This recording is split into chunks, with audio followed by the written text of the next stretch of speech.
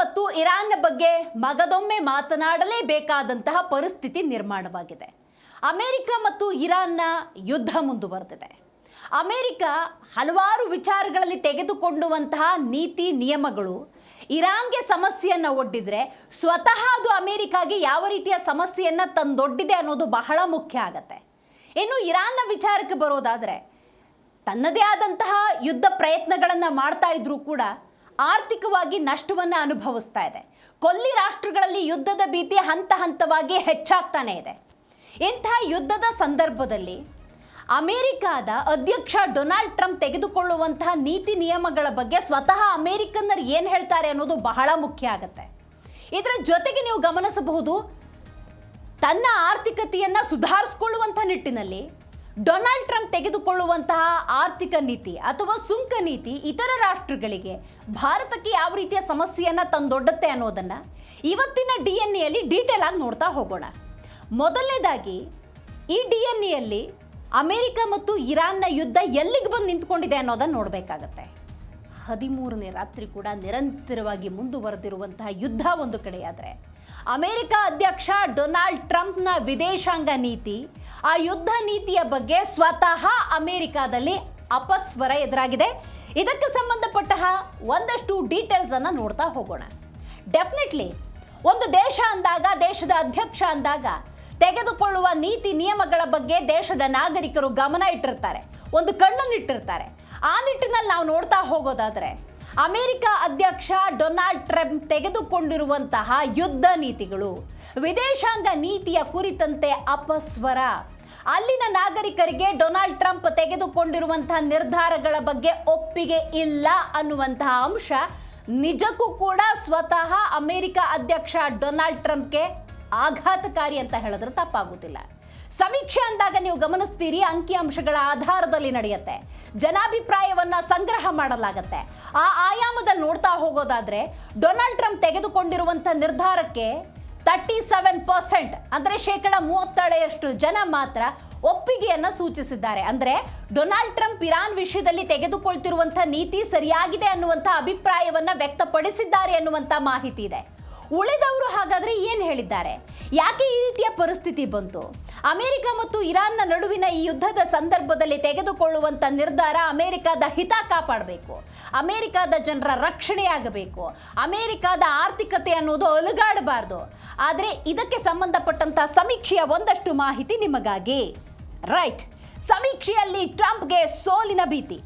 ಸುದ್ದಿ ಮಾಧ್ಯಮವೊಂದರ ಸಮೀಕ್ಷೆಯಲ್ಲಿ ಅಮೆರಿಕ ಅಧ್ಯಕ್ಷ ಡೊನಾಲ್ಡ್ ಟ್ರಂಪ್ಗೆ ಭಾರಿ ಹಿನ್ನಡೆಯಾಗಿದೆ.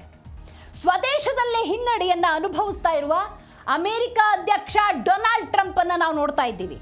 ಮುಂಬರುವ ಮಧ್ಯಂತರ ಚುನಾವಣೆ ದೊಡ್ಡ ಸವಾಲಾಗಿ ಪರಿಣಮಿಸಿದೆ ಸ್ವತಃ ಅಮೆರಿಕ ಅಧ್ಯಕ್ಷ ಡೊನಾಲ್ಡ್ ಟ್ರಂಪ್ಗೆ. ಅಮೆರಿಕದ ಸುದ್ದಿ ಮಾಧ್ಯಮವೊಂದರ ಇತ್ತೀಚಿನ ಸಮೀಕ್ಷೆ ನೋಡೋದಾದರೆ ಟ್ರಂಪ್ ಕಾರ್ಯವೈಖರಿಗೆ ಕೇವಲ 39% ಮೆಚ್ಚುಗೆಯನ್ನು ವ್ಯಕ್ತಪಡಿಸಿದ್ದಾರೆ. ಅಪ್ರಾಕ್ಸಿಮೇಟ್ಲಿ 37ರಿಂದ 39% ಜನ ಎಸ್, ನೀವು ತೆಗೆದುಕೊಳ್ತಿರುವಂಥ ನಿರ್ಧಾರಗಳು ಸರಿಯಾಗಿದ್ದಾವೆ ಅನ್ನುವಂತಹ ಮೆಚ್ಚುಗೆಯ ಅಭಿಪ್ರಾಯವನ್ನು ವ್ಯಕ್ತಪಡಿಸಿದ್ದಾರೆ. ಆರ್ಥಿಕ ಸ್ಥಿರತೆ, ಹಣದುಬ್ಬರ, ವಿದೇಶಾಂಗ ನೀತಿಗಳಲ್ಲಿ ಟ್ರಂಪ್ ವಿಫಲರಾಗಿದ್ದಾರೆ ಅನ್ನುವಂತಹ ಅಭಿಪ್ರಾಯ ಇನ್ನೊಂದು ವರ್ಗದ್ದು. ಹೌದು, 53% ಬೆಂಬಲದೊಂದಿಗೆ ಡೆಮೊಕ್ರೆಟಿಕ್ ಪಕ್ಷ ರಿಪಬ್ಲಿಕನ್ನರ ವಿರುದ್ಧ ಬೃಹತ್ ಮುನ್ನಡೆಯನ್ನು ಸಾಧಿಸಿದೆ. ಅಂದರೆ ಅಮೆರಿಕ ಅಧ್ಯಕ್ಷ ಡೊನಾಲ್ಡ್ ಟ್ರಂಪ್ ಯಾವ ಸ್ಥಿತಿಯನ್ನು ಎದುರಿಸ್ತಿದ್ದಾರೆ ಅನ್ನೋದನ್ನು ನಾವು ಅರ್ಥ ಮಾಡ್ಕೋಬೇಕು. 1996ರ ನಂತರ ಪ್ರತಿಪಕ್ಷವೊಂದಕ್ಕೆ ಇಷ್ಟೊಂದು ದೊಡ್ಡ ಮಟ್ಟದ ಜನ ಬೆಂಬಲ ಸಿಕ್ಕಿರೋದನ್ನು ನಾವಿಲ್ಲಿ ಗಮನಿಸಬೇಕಾಗತ್ತೆ. ಹೌದು, ಯಾಕಂದರೆ ದೇಶ ಅಂದ ಸಂದರ್ಭದಲ್ಲಿ ದೇಶದ ಆರ್ಥಿಕತೆ ಇರ್ಬೋದು, ದೇಶದ ಜನರ ರಕ್ಷಣೆ ಇರಬಹುದು, ಇದೆಲ್ಲವೂ ಕೂಡ ಅಧ್ಯಕ್ಷನ ಹೊಣೆಯಾಗಿರುತ್ತೆ. ಈಗ ಡೊನಾಲ್ಡ್ ಟ್ರಂಪ್ ತೆಗೆದುಕೊಳ್ತಿರುವಂಥ ನಿರ್ಧಾರಗಳು ದೇಶದ ಅಭಿವೃದ್ಧಿಯ ದೃಷ್ಟಿಯಿಂದ ಎಷ್ಟರ ಮಟ್ಟಿಗಿದೆ ಅನ್ನೋದನ್ನು ಅಲ್ಲಿನ ಜನ ಅರಿತಿದ್ದಾರೆ. ಆ ನಿಟ್ಟಿನಲ್ಲಿ ನೀವು ನೋಡ್ತಾ ಹೋಗೋದಾದರೆ 37ರಿಂದ 39% ಎಸ್, ನೀವು ತೆಗೆದುಕೊಳ್ತಿರುವಂಥ ನಿರ್ಧಾರಗಳು ಸರಿಯಾಗಿದ್ದಾವೆ. ಅಂದರೆ ಉಳಿದ 53% ಅಂತ ನಾವು ಪರಿಗಣನೆಗೆ ತೆಗೆದುಕೊಳ್ಳೋದಾದರೆ ನೀವು ಗಮನಿಸ್ತಾ ಇದ್ದೀರಿ ವಿರೋಧವಾಗಿದೆ ಅನ್ನುವಂತಹ ಸ್ಪಷ್ಟ ಅಭಿಪ್ರಾಯವನ್ನು ರವಾನೆ ಮಾಡಿದ್ದಾರೆ. ಇದು ಮಧ್ಯಂತರ ಚುನಾವಣೆಯ ಮೇಲೆ ಸ್ವತಃ ಡೊನಾಲ್ಡ್ ಟ್ರಂಪ್ಗೆ ಯಾವ ರೀತಿ ವ್ಯತಿರಿಕ್ತವಾದಂತಹ ಪರಿಣಾಮವನ್ನು ಬೀರಬಹುದು ಅನ್ನೋದಕ್ಕೆ ಒಂದು ಎಕ್ಸಾಂಪಲ್. ಸೊ ಹಾಗಾಗಿ ಡೊನಾಲ್ಡ್ ಟ್ರಂಪ್ ಪ್ರಿಪ್ರೇಷನ್ ಅನ್ನು ಡೆಫಿನೆಟ್ಲಿ ಮಾಡಬೇಕಾಗತ್ತೆ. ರೈಟ್, ಮುಂದಿನ ಡೀಟೇಲ್ಸ್ ಅನ್ನು ನೋಡ್ತಾ ಹೋಗೋದಾದ್ರೆ ಯುದ್ಧ ಯಾವ ಹಂತದಲ್ಲಿದೆ? ಮುಂದುವರೆದಿದೆ ಯುದ್ಧ ಮುಂದುವರೆದಿದೆ. ಅಪಾರ ಪ್ರಮಾಣದ ನಷ್ಟಗಳು ಕೂಡ ಸಂಭವಿಸ್ತಾನೆ ಇದೆ. 13ನೇ ದಿವಸ ಕೂಡ ಬಾಂಬ್ ಮಳೆ. ಇದು ಹೇಗಾಗಿದೆ ಅಂತ ಹೇಳಿದ್ರೆ, ಅಮೆರಿಕ ತನ್ನದೇ ಆದಂತಹ ಸ್ಟ್ರಾಟಜಿಗಳನ್ನು ಕಂಟಿನ್ಯೂ ಮಾಡ್ತಾ ಇದ್ರೆ ಇರಾನ್ ಅದಕ್ಕೆ ಸರಿಯಾದಂತಹ ಪ್ರತ್ಯುತ್ತರವನ್ನು ಕೊಡಲೇಬೇಕು ಅನ್ನುವಂಥ ಉದ್ದೇಶದಿಂದ ಯುದ್ಧ ಮುಂದುವರಿತಾನೆ ಇದೆ. ಜಾಗತಿಕ ಮಟ್ಟದಲ್ಲಿ ಬಹಳಷ್ಟು ಸಮಸ್ಯೆಗಳನ್ನು ಇದು ಉಂಟು ಮಾಡ್ತಾನೆ ಇದೆ. ಅದಕ್ಕೆ ಸಂಬಂಧಪಟ್ಟಂತಹ ಒಂದಷ್ಟು ಡೀಟೇಲ್ಸ್ ಅನ್ನು ನೋಡ್ತಾ ಹೋಗೋದಾದ್ರೆ, ಕೊಲ್ಲಿ ಪ್ರದೇಶದಲ್ಲಿ ಯುದ್ಧದ ಕದನ ತೀವ್ರ ಕುತೂಹಲವನ್ನು ಉಂಟು ಮಾಡಿದೆ. ಅಮೆರಿಕ ಸತತ 13ನೇ ದಿನ ಇರಾನ್ನ ಔಹಾಜ್, ರಾಮ್ಶೀರ್ ಹಾಗೆಯೇ ನಾಗರಿಕ ಪರಮಾಣು ಸ್ಥಾವರ ಇರುವಂತಹ ಬುಷೇಹರ್ ನಗರಗಳ ಮೇಲೆ ಭೀಕರ ಕ್ಷಿಪಣಿ ದಾಳಿಯನ್ನು ಮುಂದುವರೆಸಿದೆ. ಹೌದು, ಸೇಡಿಗೆ ಸೇಡು. ಇರಾನ್ ಫೆಬ್ರವರಿ 28ರಲ್ಲಿ ಯುದ್ಧ ಆರಂಭ ಆದ ಅವತ್ತಿನಿಂದ ಇವತ್ತಿನವರೆಗೂ ಒಂದನ್ನು ಹೇಳ್ತಾ ಇದೆ, ದಾಳಿ ಅಂದರೆ ಪ್ರತಿ ದಾಳಿ, ಸೇಡು ಅಂದರೆ ಪ್ರತಿ ಸೇಡು, ಕಣ್ಣಿಗೆ ಕಣ್ಣು, ಇಂಥ ಹಲವಾರು ಸಂದೇಶಗಳನ್ನು ರವಾನೆ ಮಾಡಿದೆ. ಅಂತೆಯೇ ಸೇಡಿಗೆ ಸೇಡು ನಮ್ಮ ರಕ್ಷಣಾ ಸಿದ್ಧಾಂತ ಅಂತ ಹೇಳಿ ಇರಾನ್ ಕೂಡ ಗುಡುಗಿದೆ. ಸೊ ಹಾಗಾಗಿ ಜೋರ್ಡಾನ್, ಕುವೈತ್ನಲ್ಲಿರುವ ಅಮೆರಿಕ ಸೇನಾ ನೆಲೆಗಳನ್ನು ಗುರಿಯಾಗಿಸ್ಕೊಂಡು ಇರಾನ್ ಕೂಡ ಪ್ರತಿದಾಳಿಯನ್ನು ಮಾಡಿದೆ. ಇತ್ತ ಇರಾನ್ ಬೆಂಬಲಿತ ಹೌತಿ ಬಂಡುಕೋರರು ಸೌದಿ ಅರೇಬಿಯಾದ ತೈಲ ಹಡಗುಗಳ ಮೇಲೆ ದಾಳಿ ನಡೆಸಿ ಸಂಘರ್ಷವನ್ನು ಕೆಂಪು ಸಮುದ್ರಕ್ಕೂ ವಿಸ್ತರಿಸಿದ್ದಾರೆ. ಇಡೀ ಪ್ರಾಂತ್ಯದಲ್ಲಿ ಒಂದು ರೀತಿ ಭೀತಿಯ ವಾತಾವರಣ. ಯಾರಿಗೆ ಬೇಕು ಈ ಯುದ್ಧ ಅನ್ನುವಂಥ ಸನ್ನಿವೇಶ ಇದ್ದರೂ ಕೂಡ ಇದು ಪ್ರತಿಷ್ಠೆಯಾಗಿದೆ. ಅಮೆರಿಕಾದ ಸಾಮರ್ಥ್ಯದೊಂದಿಗೆ ಯುದ್ಧ ಮಾಡ್ತಾ ಇದ್ರೆ ಈ ದಾಳಿಗೆ ಪ್ರತಿಯಾಗಿ ತಾನೇನು ಕೊಡಬೇಕು ಅಂತ ಇರಾನ್ ಕೂಡ ಸರ್ವಸನ್ನದ್ಧವಾಗಿದೆ. ಅದನ್ನು ನಾವಿಲ್ಲೇ ಅರ್ಥ ಮಾಡ್ಕೊಳ್ಬೇಕಾಗತ್ತೆ. ಹೌದು, ಯಾಕಂದರೆ ಈ ಯುದ್ಧ ಅನ್ನೋದು ವಿಶ್ವಮಟ್ಟದಲ್ಲಿ ಆತಂಕವನ್ನು ಹೆಚ್ಚು ಮಾಡಿದೆ. ಇದರಲ್ಲೂ ಪ್ರಮುಖವಾಗಿ ನಾವು ನೋಡ್ತಾ ಹೋಗೋದಾದರೆ, ಸೌದಿಗೆ ಅಣುಬಲ, ವಿಶ್ವಕ್ಕೆ ಆತಂಕ. ಒಂದು ಒಪ್ಪಂದದ ವಿಚಾರವನ್ನು ನಾವಿಲ್ಲಿ ಪ್ರಸ್ತಾಪ ಮಾಡ್ತಾ ಇದ್ದೀವಿ. ಯಾಕಂತ ಹೇಳಿದ್ರೆ, ಅಮೆರಿಕ ಮತ್ತು ಇರಾನ್ನ ನಡುವೆ ಯುದ್ಧ ಅನ್ನೋದು ಹಿಂಗೆ ಮುಂದುವರಿತಾ ಇದ್ರೆ ಆಗುವಂತಹ ಕಷ್ಟ ನಷ್ಟಗಳ ಬಗ್ಗೆ ಎರಡೂ ರಾಷ್ಟ್ರಗಳು ಗಮನವನ್ನು ಹರಿಸಲೇಬೇಕಾಗತ್ತೆ. ಆದರೆ ಇಲ್ಲಿ ಒಂದು ಪ್ರಮುಖ ವಿಚಾರ ಇದೆ. ಅದೇನು ಅಂತ ನಾವು ನೋಡ್ತಾ ಹೋಗೋದಾದರೆ, ಅಮೆರಿಕ ಮತ್ತು ಸೌದಿ ಅರೇಬಿಯಾ ನಡುವೆ ಐತಿಹಾಸಿಕ 1, 2, 3 ಅಣು ಒಪ್ಪಂದ. ಏನಿದು ಅಣು ಒಪ್ಪಂದ? ಇದು ಯಾವ ರೀತಿ ಸಮಸ್ಯೆನ ಉಂಟು ಮಾಡ್ತಾ ಇದೆ, ಪ್ಲಸ್ ಏನು ಮೈನಸ್ ಏನು, ಇದೆಲ್ಲವನ್ನ ಡೀಟೇಲ್ ಆಗಿ ನೋಡ್ತಾ ಹೋಗೋಣ. ಮುಂದಿನ 30 ವರ್ಷಗಳ ಕಾಲ ಸೌದಿಯಲ್ಲಿ ಅಣು ಮೂಲ ಸೌಕರ್ಯಕ್ಕೆ ಅಮೆರಿಕ ಸಾಥ್. ನೋಡಿ, ಈ ಯುದ್ಧಗಳು ಹೆಂಗೆ ನಡೆಯುತ್ತೆ ಅನ್ನೋದನ್ನು ನಾವು ನೋಡ್ತಾ ಹೋಗೋದಾದರೆ ಗಮನಿಸಬಹುದು. ಅಮೆರಿಕ ಮತ್ತು ಇರಾನ್ ನಡುವಿನ ಯುದ್ಧದ ರೀತಿ ಕಂಡು ಬಂದರೂ ಕೂಡ ಇರಾನ್ ಯಾವುದನ್ನು ಟಾರ್ಗೆಟ್ ಮಾಡಿದೆ ಅಂದರೆ ಕೊಲ್ಲಿ ರಾಷ್ಟ್ರಗಳು, ಅಮೆರಿಕಾದ ಸೇನಾ ನೆಲೆಗಳು ಎಲ್ಲೆಲ್ಲಿದ್ದಾವೆ ಅವುಗಳನ್ನು ಟಾರ್ಗೆಟ್ ಮಾಡಿಕೊಂಡಿದೆ. ಅದರಲ್ಲೂ ಪ್ರಮುಖವಾಗಿ ಸೌದಿಯನ್ನು ನಾನಿಲ್ಲಿ ಉಲ್ಲೇಖ ಮಾಡ್ತಿದ್ದೀನಿ, ಅಲ್ಲಿನ ಅಣು ಒಪ್ಪಂದದ ಬಗ್ಗೆ. ಯುದ್ಧದ ಆತಂಕದ ನಡುವೆ ಅಮೆರಿಕ ಅಧ್ಯಕ್ಷ ಡೊನಾಲ್ಡ್ ಟ್ರಂಪ್ ಸೌದಿ ಅರೇಬಿಯಾದ ಜೊತೆಗೆ ಬಹುಶತಕೋಟಿ ಡಾಲರ್ ಮೊತ್ತದ 1, 2, 3 ಪರಮಾಣು ಒಪ್ಪಂದಕ್ಕೆ ಸಹಿ ಹಾಕಿದ್ದಾರೆ. ಅಂದರೆ ಏನು ಮಾಡೋದಕ್ಕೆ ಹೊರಟಿದ್ದಾರೆ ಡೊನಾಲ್ಡ್ ಟ್ರಂಪ್? ಮುಂದಿನ 30 ವರ್ಷಗಳ ಕಾಲ ಸೌದಿಯಲ್ಲಿ ಅಣು ಮೂಲ ಸೌಕರ್ಯಕ್ಕೆ ಅಮೆರಿಕ ಕೊಡ್ತಿರುವಂತಹ ಸಾಥಿದು. ಸೌದಿ ನೆಲದಲ್ಲೇ ಯುರೇನಿಯಂ ಉತ್ಕೃಷ್ಟಗೊಳಿಸಲು ಮುಕ್ತ ಅವಕಾಶ ಕಲ್ಪಿಸುವ ಸುಳಿವು ಕೊಟ್ಟಿದ್ದಾರೆ. ಇದನ್ನು ನಾಗರಿಕ ಉದ್ದೇಶಕ್ಕೆ ಅಂತ ಹೇಳ್ತಿದ್ರು ಕೂಡ ಅಂತಿಮವಾಗಿ ಜಾಗತಿಕ ಮಟ್ಟದಲ್ಲಿ ಅಣ್ವಸ್ತ್ರ ಭೀತಿಯನ್ನು ಇದು ಹೆಚ್ಚು ಮಾಡಿದೆ. ಐ ರಿಪೀಟ್, ಸೌದಿ ನೆಲದಲ್ಲೇ ಯುರೇನಿಯಂ ಅನ್ನು ಉತ್ಕೃಷ್ಟಗೊಳಿಸೋದಕ್ಕೆ ಮುಕ್ತ ಅವಕಾಶವನ್ನು ಕಲ್ಪಿಸಿಕೊಡುವ ಬಹಳ ದೊಡ್ಡ ಒಪ್ಪಂದ ಇದು. ಬಹುಶತಕೋಟಿ ಡಾಲರ್ನ ಒಪ್ಪಂದ ಇದು. ಹಾಗಾಗಿ ಇದು ಮೇಲ್ನೋಟಕ್ಕೆ ನಾಗರಿಕ ಉದ್ದೇಶಕ್ಕೆ ಅಂತ ಹೇಳಿ ಭಾಷಣ ಮಾಡಿದ್ರು ಕೂಡ ಆಳದಲ್ಲಿ ಏನಿದೆ ಅನ್ನೋದು ಬಹಳ ಮುಖ್ಯ ಆಗುತ್ತೆ. ಆಳದಲ್ಲಿ ಇದು ಆತಂಕವನ್ನು ಹೆಚ್ಚು ಮಾಡಿದೆ, ಅಣ್ವಸ್ತ್ರ ಭೀತಿಯನ್ನು ಹೆಚ್ಚು ಮಾಡಿದೆ. ಈ ವಲಯದಲ್ಲಿ ರಷ್ಯಾ ಮತ್ತು ಚೀನಾದ ಪ್ರಭಾವವನ್ನು ಸಂಪೂರ್ಣವಾಗಿ ಹೊರಗಿಡೋದಕ್ಕೆ ಎಲ್ಲ ರೀತಿಯ ಪ್ರಯತ್ನಗಳಾಗ್ತಿದೆ ಅನ್ನೋದು ಅಷ್ಟೇ ಸ್ಪಷ್ಟ. ಹೌದು, ಇದು ಒಂದು ಭಾಗ. ಆದರೆ ಈ ಅಮೆರಿಕ ಮತ್ತು ಇರಾನ್ನ ಯುದ್ಧದ ಸಂದರ್ಭದಲ್ಲಿ ಅಮೆರಿಕ ತೆಗೆದುಕೊಳ್ಳುವಂತಹ ಪ್ರತಿಯೊಂದು ನಿರ್ಧಾರ ಇತರ ರಾಷ್ಟ್ರಗಳಿಗೆ ಎಷ್ಟರ ಮಟ್ಟಿಗೆ ಸಮಸ್ಯೆ ಆಗುತ್ತೆ, ಭಾರತಕ್ಕೆ ಇದು ಯಾವ ರೀತಿಯ ಸಮಸ್ಯೆಯನ್ನು ಉಂಟು ಮಾಡುತ್ತೆ ಅನ್ನುವ ಆಯಾಮದಲ್ಲೂ ಕೂಡ ನಿಮಗೆ DNA ಅನಾಲಿಸಿಸ್ ಅನ್ನು ಕೊಡುತ್ತೆ. ಈಗ ಯುದ್ಧ ಅದು ಯಾವ ದೇಶದಲ್ಲೇ ಆಗಲಿ, ಯುದ್ಧದ ಸಂದರ್ಭದಲ್ಲಿ ಆಗುವಂಥ ನಷ್ಟವನ್ನು ಅರ್ಥ ಮಾಡ್ಕೊಳ್ಬೇಕು. ಆರ್ಥಿಕವಾಗಿ ದೇಶಕ್ಕೆ ದೇಶಗಳೇ ತತ್ತರಿಸಿ ಹೋಗುತ್ತೆ. ಈ ಆರ್ಥಿಕತೆಯನ್ನು ಸರಿದೂಗಿಸಬೇಕು ಅಂದರೆ ಇರುವಂಥ ಏಕೈಕ ಮಾರ್ಗ ಸುಂಕದ ಮೂಲವೂ ಕೂಡ ಆದಾಯ ಕ್ರೋಢೀಕರಣದ ಒಂದು ಭಾಗ ಅಂತ ಹೇಳಿದ್ರೆ ತಪ್ಪಾಗೋದಿಲ್ಲ. ಸೊ ಹಾಗಾಗಿ ವಿಶ್ವದಾದ್ಯಂತ ಯುದ್ಧದ ಕಾವು ಒಂದು ಕಡೆ ಇದ್ದರೆ, ಇನ್ನೊಂದು ಕಡೆ ಅಮೆರಿಕ ಅಧ್ಯಕ್ಷ ಡೊನಾಲ್ಡ್ ಟ್ರಂಪ್ ಹೊಸ ಆರ್ಥಿಕ ಸಮರ ಆರಂಭ ಮಾಡಿದ್ದಾರೆ. ಭಾರತ ಸೇರಿದ ಹಾಗೆ 60ಕ್ಕೂ ಹೆಚ್ಚು ರಾಷ್ಟ್ರಗಳ ಮೇಲೆ, ಐ ರಿಪೀಟ್, ಭಾರತವೂ ಸೇರಿದ ಹಾಗೆ 60ಕ್ಕೂ ಹೆಚ್ಚು ರಾಷ್ಟ್ರಗಳ ಮೇಲೆ ಉತ್ಪನ್ನಗಳ ಮೇಲೆ ಹೆಚ್ಚುವರಿ ಸುಂಕವನ್ನು ಹಾಕಿರೋದು. ಹಾಗಾದರೆ ಅದು ಎಷ್ಟು ಏನು ಡೀಟೇಲ್ ಆಗಿ ನೋಡ್ತಾ ಹೋಗೋಣ. ಭಾರತದಲ್ಲಿ ಬಲವಂತದ ಕಾರ್ಮಿಕ ಪದ್ಧತಿ ಬಳಕೆಯಾಗ್ತಿದೆ ಅನ್ನುವಂಥ ನೆಪವನ್ನು ಒಡ್ಡಿ ಏಕದಮ್ ಸುಂಕ ಹಾಕಿಬಿಟ್ರೆ ಚರ್ಚೆಗಳಾಗ್ತವೆ. ಅದಕ್ಕೊಂದು ಸಕಾರಣ ಕೊಡಬೇಕಲ್ಲ. ಆ ಕಾರಣ ಅಮೆರಿಕದ್ದೇನು ಅಂತ ನೋಡೋದಾದರೆ ಬಲವಂತದ ಕಾರ್ಮಿಕ ಪದ್ಧತಿ ಬಳಕೆಯಾಗ್ತಿದೆ ಅನ್ನುವಂಥ ನೆಪವನ್ನು ಒಡ್ಡಿ ಅಮೆರಿಕ ಈ ದಂಡ ತೆರಿಗೆಯನ್ನು ವಿಧಿಸಿದ್ದು, ದ್ವಿಪಕ್ಷೀಯ ಮಾತುಕತೆಯ ನಂತರ ಸುಂಕವನ್ನು 12.5ರಿಂದ 10% ಇಳಿಸಲಾಗಿದೆ. ಭಾರತದ ರಫ್ತು ವಲಯದ ಮೇಲೆ ಇದು ಗಂಭೀರ ಪರಿಣಾಮವನ್ನು ಬೀರುತ್ತೆ, ನೋ ಡೌಟ್ ಇನ್ ದ್ಯಾಟ್. ಮುಖ್ಯವಾಗಿ ಭಾರತದ ಜವಳಿ ಕ್ಷೇತ್ರ ಇರ್ಬೋದು, ಇಂಜಿನಿಯರಿಂಗ್, ಉತ್ಪಾದನಾ ವಲಯಗಳಿಗೆ ಈ ನಿರ್ಧಾರದಿಂದ ಭಾರಿ ನಷ್ಟವನ್ನು ಎದುರಿಸುವಂತಹ ಪರಿಸ್ಥಿತಿ ನಿರ್ಮಾಣವಾಗಿದೆ. ಇತ್ತೀಚಿನ ದ್ವಿಪಕ್ಷೀಯ ವ್ಯಾಪಾರ ಒಪ್ಪಂದಗಳ ಮೇಲೆ ಇದು ಕಪ್ಪು ಚುಕ್ಕೆ, it is a dark spot ಅಂತ ಹೇಳಿದ್ರೆ ತಪ್ಪಾಗೋದಿಲ್ಲ. ಇದೆಲ್ಲವೂ ಕೂಡ ಅಮೇರಿಕಾದ ನೀತಿ ಅಥವಾ ಡೊನಾಲ್ಡ್ ಟ್ರಂಪ್ ನೀತಿಗಳು. ಈ ನೀತಿಗೆ ಸಂಬಂಧಪಟ್ಟಂತೆ ಸ್ವತಃ ಅಮೇರಿಕನ್ನರು ನೀವು ಗಮನಿಸ್ತಾ ಇದ್ದೀರಿ, 37 to 39% ಜೊತೆಗಿದ್ದು ಉಳಿದವರು ಇತರ ಪಕ್ಷಗಳು ಅಥವಾ ಅಪೋಸಿಟ್ ಪಾರ್ಟಿ ಜೊತೆ ನಿಂತ್ಕೋತಾರೆ ಅಂದರೆ ಯುದ್ಧ ನೀತಿ ಇರ್ಬೋದು, ವಿದೇಶಾಂಗ ನೀತಿ ಇರ್ಬೋದು, ಆ ನಾಗರಿಕರ ದೃಷ್ಟಿಯಿಂದ ತೆಗೆದುಕೊಳ್ಳುವಂಥ ನಿರ್ಧಾರಗಳನ್ನು ನಾಗರಿಕರು ಅಬ್ಸರ್ವ್ ಮಾಡ್ತಿದ್ದಾರೆ ಅನ್ನೋದಕ್ಕೆ ಒಂದು ಸ್ಪಷ್ಟ ಉದಾಹರಣೆ.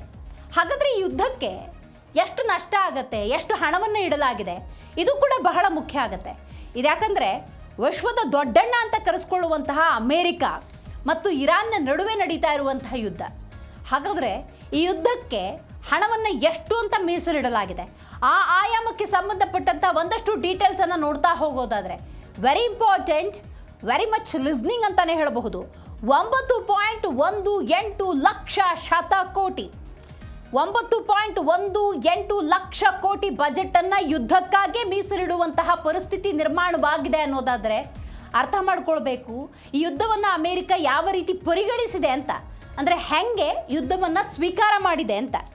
ಇರಾನ್ ವಿರುದ್ಧದ ಯುದ್ಧ ಹಾಗೂ ಮಿಲಿಟರಿ ಕಾರ್ಯಾಚರಣೆಗಳ ವೆಚ್ಚಕ್ಕಾಗಿ $95 ಬಿಲಿಯನ್, 9.18 ಲಕ್ಷ ಕೋಟಿ ಹೆಚ್ಚುವರಿ ಬಜೆಟ್ ಪ್ರಸ್ತಾಪನೆಗೆ ಅಮೆರಿಕ ಸಂಸತ್ನಲ್ಲಿ ಒಪ್ಪಿಗೆ ಸಿಕ್ಕಿದೆ.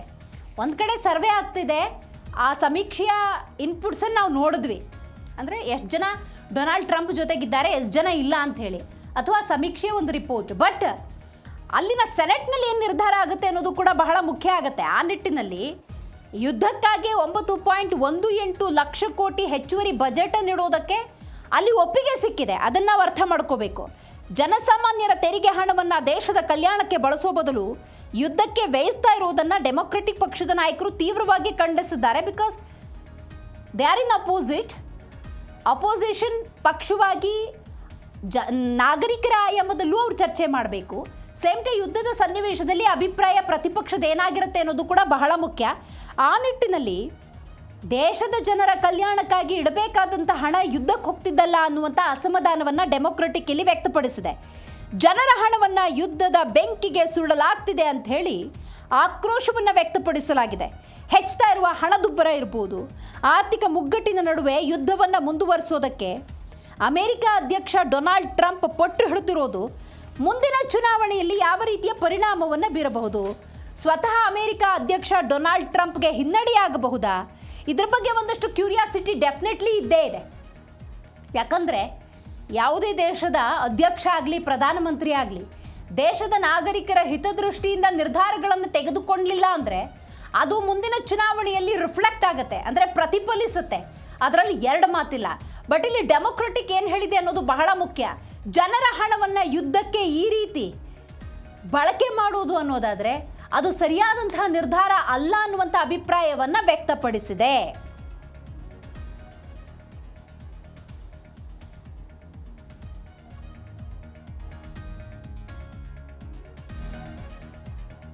ಡಿಎನ್ಎಯ ಮುಂದಿನ ಸುದ್ದಿ ನೋಡೋದಾದ್ರೆ ಅಫ್ಕೋರ್ಸ್ ಪಾಕಿಸ್ತಾನದ ವಿಚಾರವನ್ನು ನಿಮ್ಮ ಮುಂದೆ ಪ್ರಸ್ತಾಪ ಮಾಡ್ತಾ ಇದ್ದೀವಿ.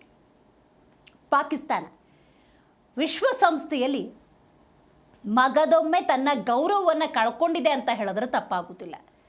ಪಾಕಿಸ್ತಾನ ಇಂಥ ಯುದ್ಧದ ಸನ್ನಿವೇಶದಲ್ಲಿ ನಾನವತ್ತು ಮಧ್ಯಸ್ಥಿಕೆಯನ್ನು ವಹಿಸಿದ್ದೆ, ಅದಕ್ಕೆ ನನಗೆ ಹಣದ ರೂಪದಲ್ಲಿ ಅಥವಾ ಸಾಲದ ರೂಪದಲ್ಲಿ ಹಣ ಬೇಕು ಅನ್ನುವಂಥ ಪ್ರಸ್ತಾಪವನ್ನು ಅಮೇರಿಕಾದ ಮುಂದಿಟ್ಟು ತನ್ನ ಗೌರವವನ್ನು ಜಾಗತಿಕ ಮಟ್ಟದಲ್ಲಿ ಒಂದು ಕಡೆ ಕಳ್ಕೊಂಡಿದೆ. ಇದರ ನಡುವೆ ನೋಡಿ ವಿಶ್ವಸಂಸ್ಥೆಯಲ್ಲಿ ಭಾರತ ಕೊಟ್ಟಂಥ ಉತ್ತರ ಏನಿದೆ ಅದು ಪಾಕಿಸ್ತಾನಕ್ಕೆ ಯಾವ ರೀತಿ ಹಿನ್ನಡೆ ಆಗಿದೆ ಅನ್ನೋದನ್ನು ಗಮನಿಸಬೇಕಾಗತ್ತೆ. ಹೌದು, ಪಾಕಿಸ್ತಾನಕ್ಕೆ ಭಾರತ ಮತ್ತೊಮ್ಮೆ ಮರೆಯಲಾಗದ ಪಾಠವನ್ನು ಕಲಿಸಿದೆ ಅಂತ ಹೇಳಿದ್ರೆ ತಪ್ಪಾಗೋದಿಲ್ಲ. ಬಹಳ ಮುಖ್ಯವಾಗಿ ಇದು POK ವಿಚಾರ.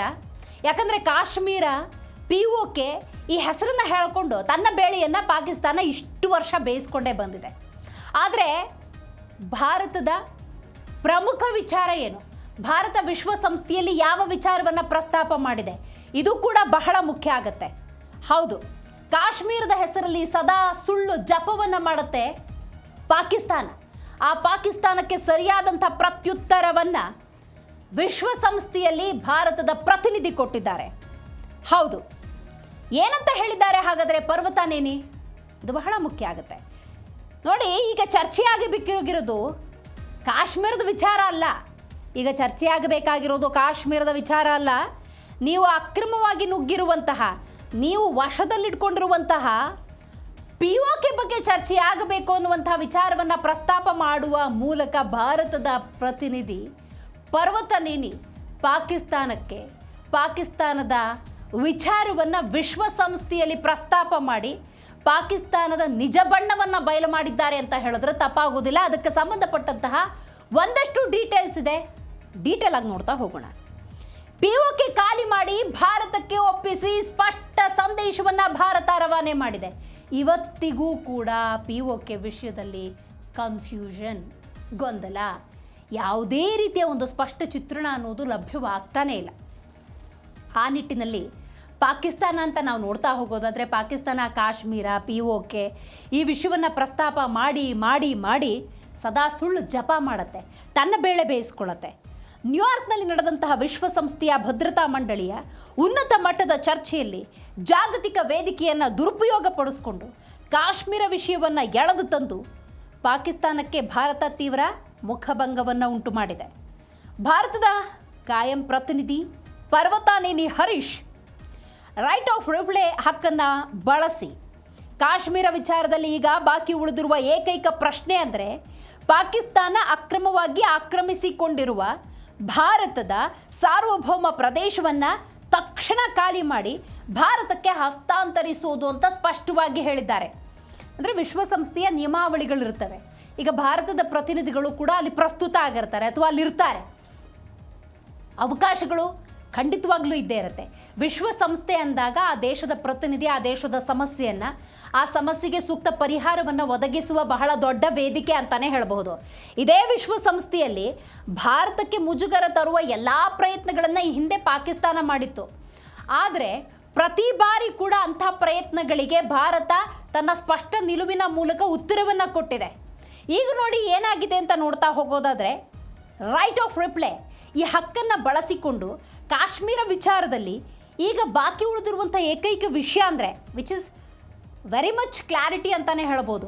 ಯಾಕಂದರೆ ಆ ವಿಷಯದಲ್ಲಿ ಬಹಳ ಕ್ಲಾರಿಟಿಯಿಂದ ಪರ್ವತಾನೇನಿ ಹರೀಶ್ ಅವರು ಮಾತಾಡಿದ್ದಾರೆ. ಪಾಕಿಸ್ತಾನ ಅಕ್ರಮವಾಗಿ ಆಕ್ರಮಿಸಿಕೊಂಡಿರುವಂತಹ ಭಾರತದ ಸಾರ್ವಭೌಮ ಪ್ರದೇಶ ಅಂತ ಪದಪ್ರಯೋಗವನ್ನು ಮಾಡ್ತಾರೆ ಅನ್ನೋದಾದರೆ POK ಬಗ್ಗೆ ಭಾರತಕ್ಕಿರುವಂತಹ ಅಭಿಮಾನವನ್ನು ಅರ್ಥ ಮಾಡ್ಕೋಬೇಕು. ಆ ನಿಟ್ಟಿನಲ್ಲಿ ನಮಗೊಪ್ಪಿಸಿ ಅನ್ನುವಂಥ ಸ್ಪಷ್ಟ ಸಂದೇಶವನ್ನು ರವಾನೆ ಮಾಡಿದ್ದಾರೆ. ಈಗಾಗಲೇ ಪಾಕಿಸ್ತಾನಕ್ಕೆ ಹಲವಾರು ವಿಚಾರಗಳಲ್ಲಿ ಮುಖಭಂಗ ಆಗಿದೆ. ಯಾಕಂತ ಹೇಳಿದ್ರೆ ಪಹಲ್ಗಾಮ್ ಅಟ್ಯಾಕ್ ಇರ್ಬೋದು, ಪುಲ್ವಾಮಾ ಇರ್ಬೋದು, ಇಂಥ ಹಲವಾರು ಘಟನೆಗಳಲ್ಲಿ ಭಾರತ ತನ್ನ ನಿಲುವನ್ನು ಸ್ಪಷ್ಟಪಡಿಸಿತ್ತು. ಈ ರೀತಿಯ ದಾಳಿಗಳಿಗೆ ಸರಿಯಾದಂತಹ ಉತ್ತರವನ್ನು ಕೊಟ್ಟಿದ್ರೂ ಕೂಡ, ಆದರೆ ಪಾಕಿಸ್ತಾನದ ಧೋರಣೆ ಅನ್ನೋದು ಇವತ್ತೋ ನಾಳೆ ಬದಲಾಗುತ್ತೆ ಅಂದರೆ ಆ ರೀತಿಯ ವಾತಾವರಣ ಇಲ್ಲ. ಹಾಗಾಗಿ ಪರ್ವತನೇನಿ ಹರೀಶ್ ಅವ್ರು ಮಾತಾಡೋ ಸಂದರ್ಭದಲ್ಲಿ ಉಳಿದಿದ್ದೆಲ್ಲ ಮುಗೀತು. ಬಟ್ ರೈಟ್ ನಾವು POK ಬಗ್ಗೆ we have to take a clarity ಅನ್ನುವಂಥ ಸ್ಪಷ್ಟ ಸಂದೇಶವನ್ನು ರವಾನೆ ಮಾಡಿದ್ದಾರೆ. ಇನ್ನೊಂದು ವಿಚಾರ, ಜಮ್ಮು ಮತ್ತು ಕಾಶ್ಮೀರ. ಅಗೇನ್ ಜಮ್ಮು ಮತ್ತು ಕಾಶ್ಮೀರ ಭಾರತದ ಅವಿಭಾಜ್ಯ ಅಂತ ಬಹಳ ಸ್ಪಷ್ಟವಾಗಿ ಕೊಟ್ಟಿರುವಂಥ ಸಂದೇಶ. ಹೌದು, ಜಮ್ಮು ಕಾಶ್ಮೀರದ ವಿಚಾರದಲ್ಲಿ ಆಗಾಗ ತಗಾದೆ ತೆಗೆಯುವ, ಕಾಶ್ಮೀರವನ್ನು ನಮ್ಮದು ಅಂತ ಹೇಳಿ ಜಪ ಮಾಡುವ, ಕಾಶ್ಮೀರ ವಿಚಾರದಲ್ಲಿ ತನ್ನದೇ ಆದಂಥ ಸ್ಟ್ರಾಟಜಿಗಳನ್ನು ನಿರಂತರವಾಗಿ ಮಾಡ್ತಿರುವ ಈ ಪಾಕಿಸ್ತಾನಕ್ಕೆ ಒಂದು ಸ್ಪಷ್ಟ ಸಂದೇಶ ಹಲವು ವರ್ಷಗಳಿಂದ ರವಾನೆಯಾಗಿದೆ, ಈಗಲೂ ಕೂಡ ಆಗ್ತಾ ಇದೆ. ಜಮ್ಮು ಕಾಶ್ಮೀರ ಭಾರತದ ಅವಿಭಾಜ್ಯ ಅಂಗ. ದುರ್ದೈವ ಏನು ಅಂತ ಹೇಳಿದ್ರೆ, ಭಾರತದ ಮುಕ್ಕುಟ, ಭಾರತದ ತಲೆ, ಭಾರತಾಂಬೆಯ ಶಿರವನ್ನು, ಜಮ್ಮು ಕಾಶ್ಮೀರವನ್ನು ನಮ್ಮದು ಅಂತ ಹೇಳೋ ಪರಿಸ್ಥಿತಿಯಲ್ಲ. ಇದಕ್ಕಿಂತ ದೌರ್ಭಾಗ್ಯ ಮತ್ತೊಂದಿಲ್ಲ. ಬಟ್ ಅಂತ ಅನಿವಾರ್ಯ ಸ್ಥಿತಿಯಲ್ಲಿ ಭಾರತೀಯರಿದ್ದಾರೆ. ಜಮ್ಮು ಮತ್ತು ಕಾಶ್ಮೀರ ಎಂದೆಂದಿಗೂ ಭಾರತದ ಅವಿಭಾಜ್ಯ ಅಂಗ. ಇದು ಭಾರತದ ಸ್ಪಷ್ಟ ನಿಲುವು. ಬಹಳ ಮುಖ್ಯವಾಗಿ ಇದನ್ನು ನಾವು ಡೀಟೇಲ್ ಆಗಿ ನೋಡಬೇಕಾಗತ್ತೆ, ಯಾಕೆ ಏನಾಗಿದೆ ಅಂತ ಹೇಳಿ. ಜಮ್ಮು ಮತ್ತು ಕಾಶ್ಮೀರದ ಕುರಿತು ವಿಶ್ವದ ಮುಂದೆ ತನ್ನ ಅಚಲ ನಿಲುವನ್ನು ಭಾರತ ಪುನರುಚ್ಚರಿಸಿದೆ. ಜಮ್ಮು ಮತ್ತು ಕಾಶ್ಮೀರ ಎಂದೆಂದಿಗೂ ಭಾರತದ ಅವಿಭಾಜ್ಯ ಅಂಗವಾಗಿದ್ದು, ಇದು ನಮ್ಮ ಸಂವಿಧಾನ ಮತ್ತು ಕಾನೂನಿನಿಂದ ನಿರ್ಧಾರವಾಗಿರುವ ಸತ್ಯ ಅಂತ ಸ್ಪಷ್ಟಪಡಿಸಿದೆ. ವಿಶ್ವಸಂಸ್ಥೆಯಲ್ಲಿ ಸಿಕ್ಕಿರುವ ಸದಾವಕಾಶವನ್ನು ಬಳಸಿಕೊಂಡಿರುವ ಭಾರತ ಜಮ್ಮು ಮತ್ತು ಕಾಶ್ಮೀರದ ಬಗ್ಗೆ ಇರುವಂತಹ ಭಾವನೆಯನ್ನು ವ್ಯಕ್ತಪಡಿಸಿದೆ. ಇದು ಭಾರತ ಮಾತೆಯ ಮುಕುಟ, ಭಾರತಾಂಬೆಯ ಶಿರ.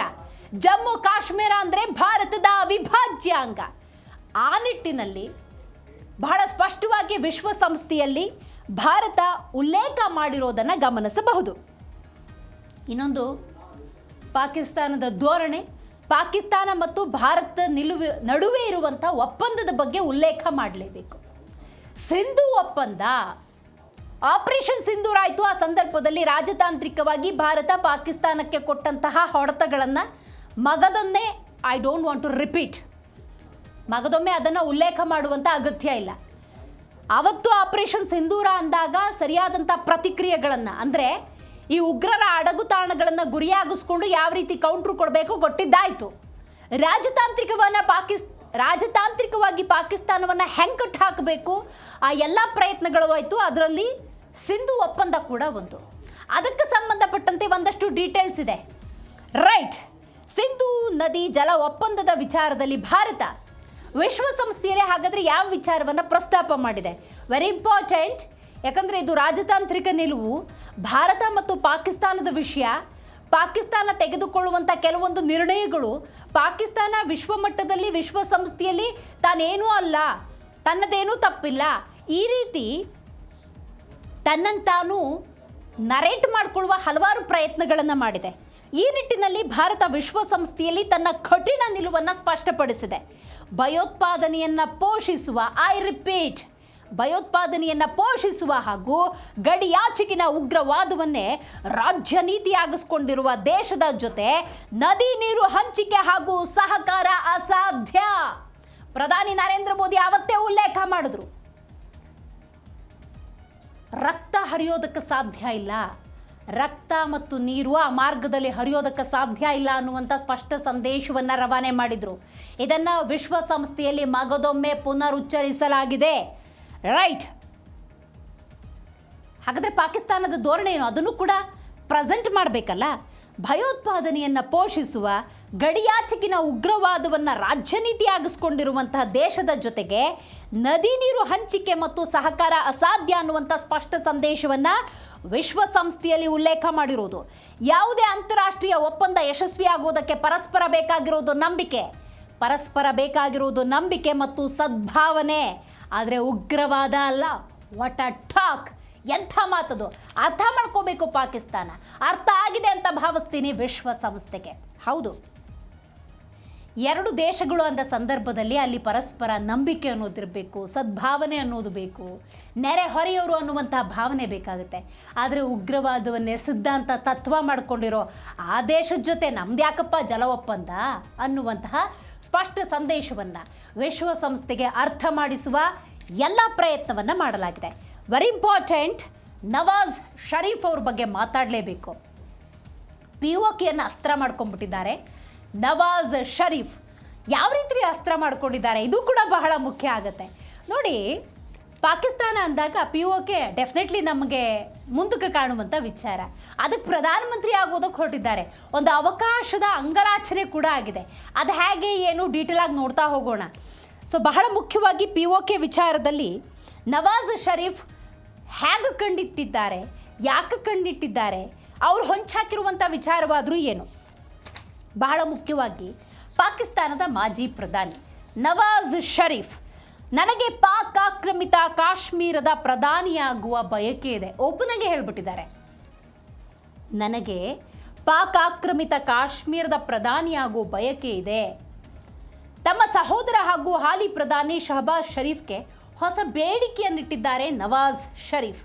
ಜುಲೈ 27ರಿಂದ ನಡೆಯಲಿರುವ ಚುನಾವಣೆಯ ವೇಳೆ ಹಿಂಸಾಚಾರದ ಭೀತಿ ಎದುರಾಗಲಿದ್ದು, ಇನ್ನೊಂದು ಕಡೆ POKಯಲ್ಲಿ ಪಾಕ್ ಆಡಳಿತದ ವಿರುದ್ಧ ಜನಾಕ್ರೋಶ ಭುಗಿಲೆದ್ದಿದೆ. ಪಾಕಿಸ್ತಾನದ ಪರಿಸ್ಥಿತಿಯೇ ಅಂತಹದ್ದು. ಆರ್ಥಿಕವಾಗಿ ನೆಲ ಕಚ್ಚಿದೆ, ಜನಸಾಮಾನ್ಯರು ನೆಮ್ಮದಿಯಾಗಿ ನಿದ್ದೆ ಮಾಡ್ತಿಲ್ಲ.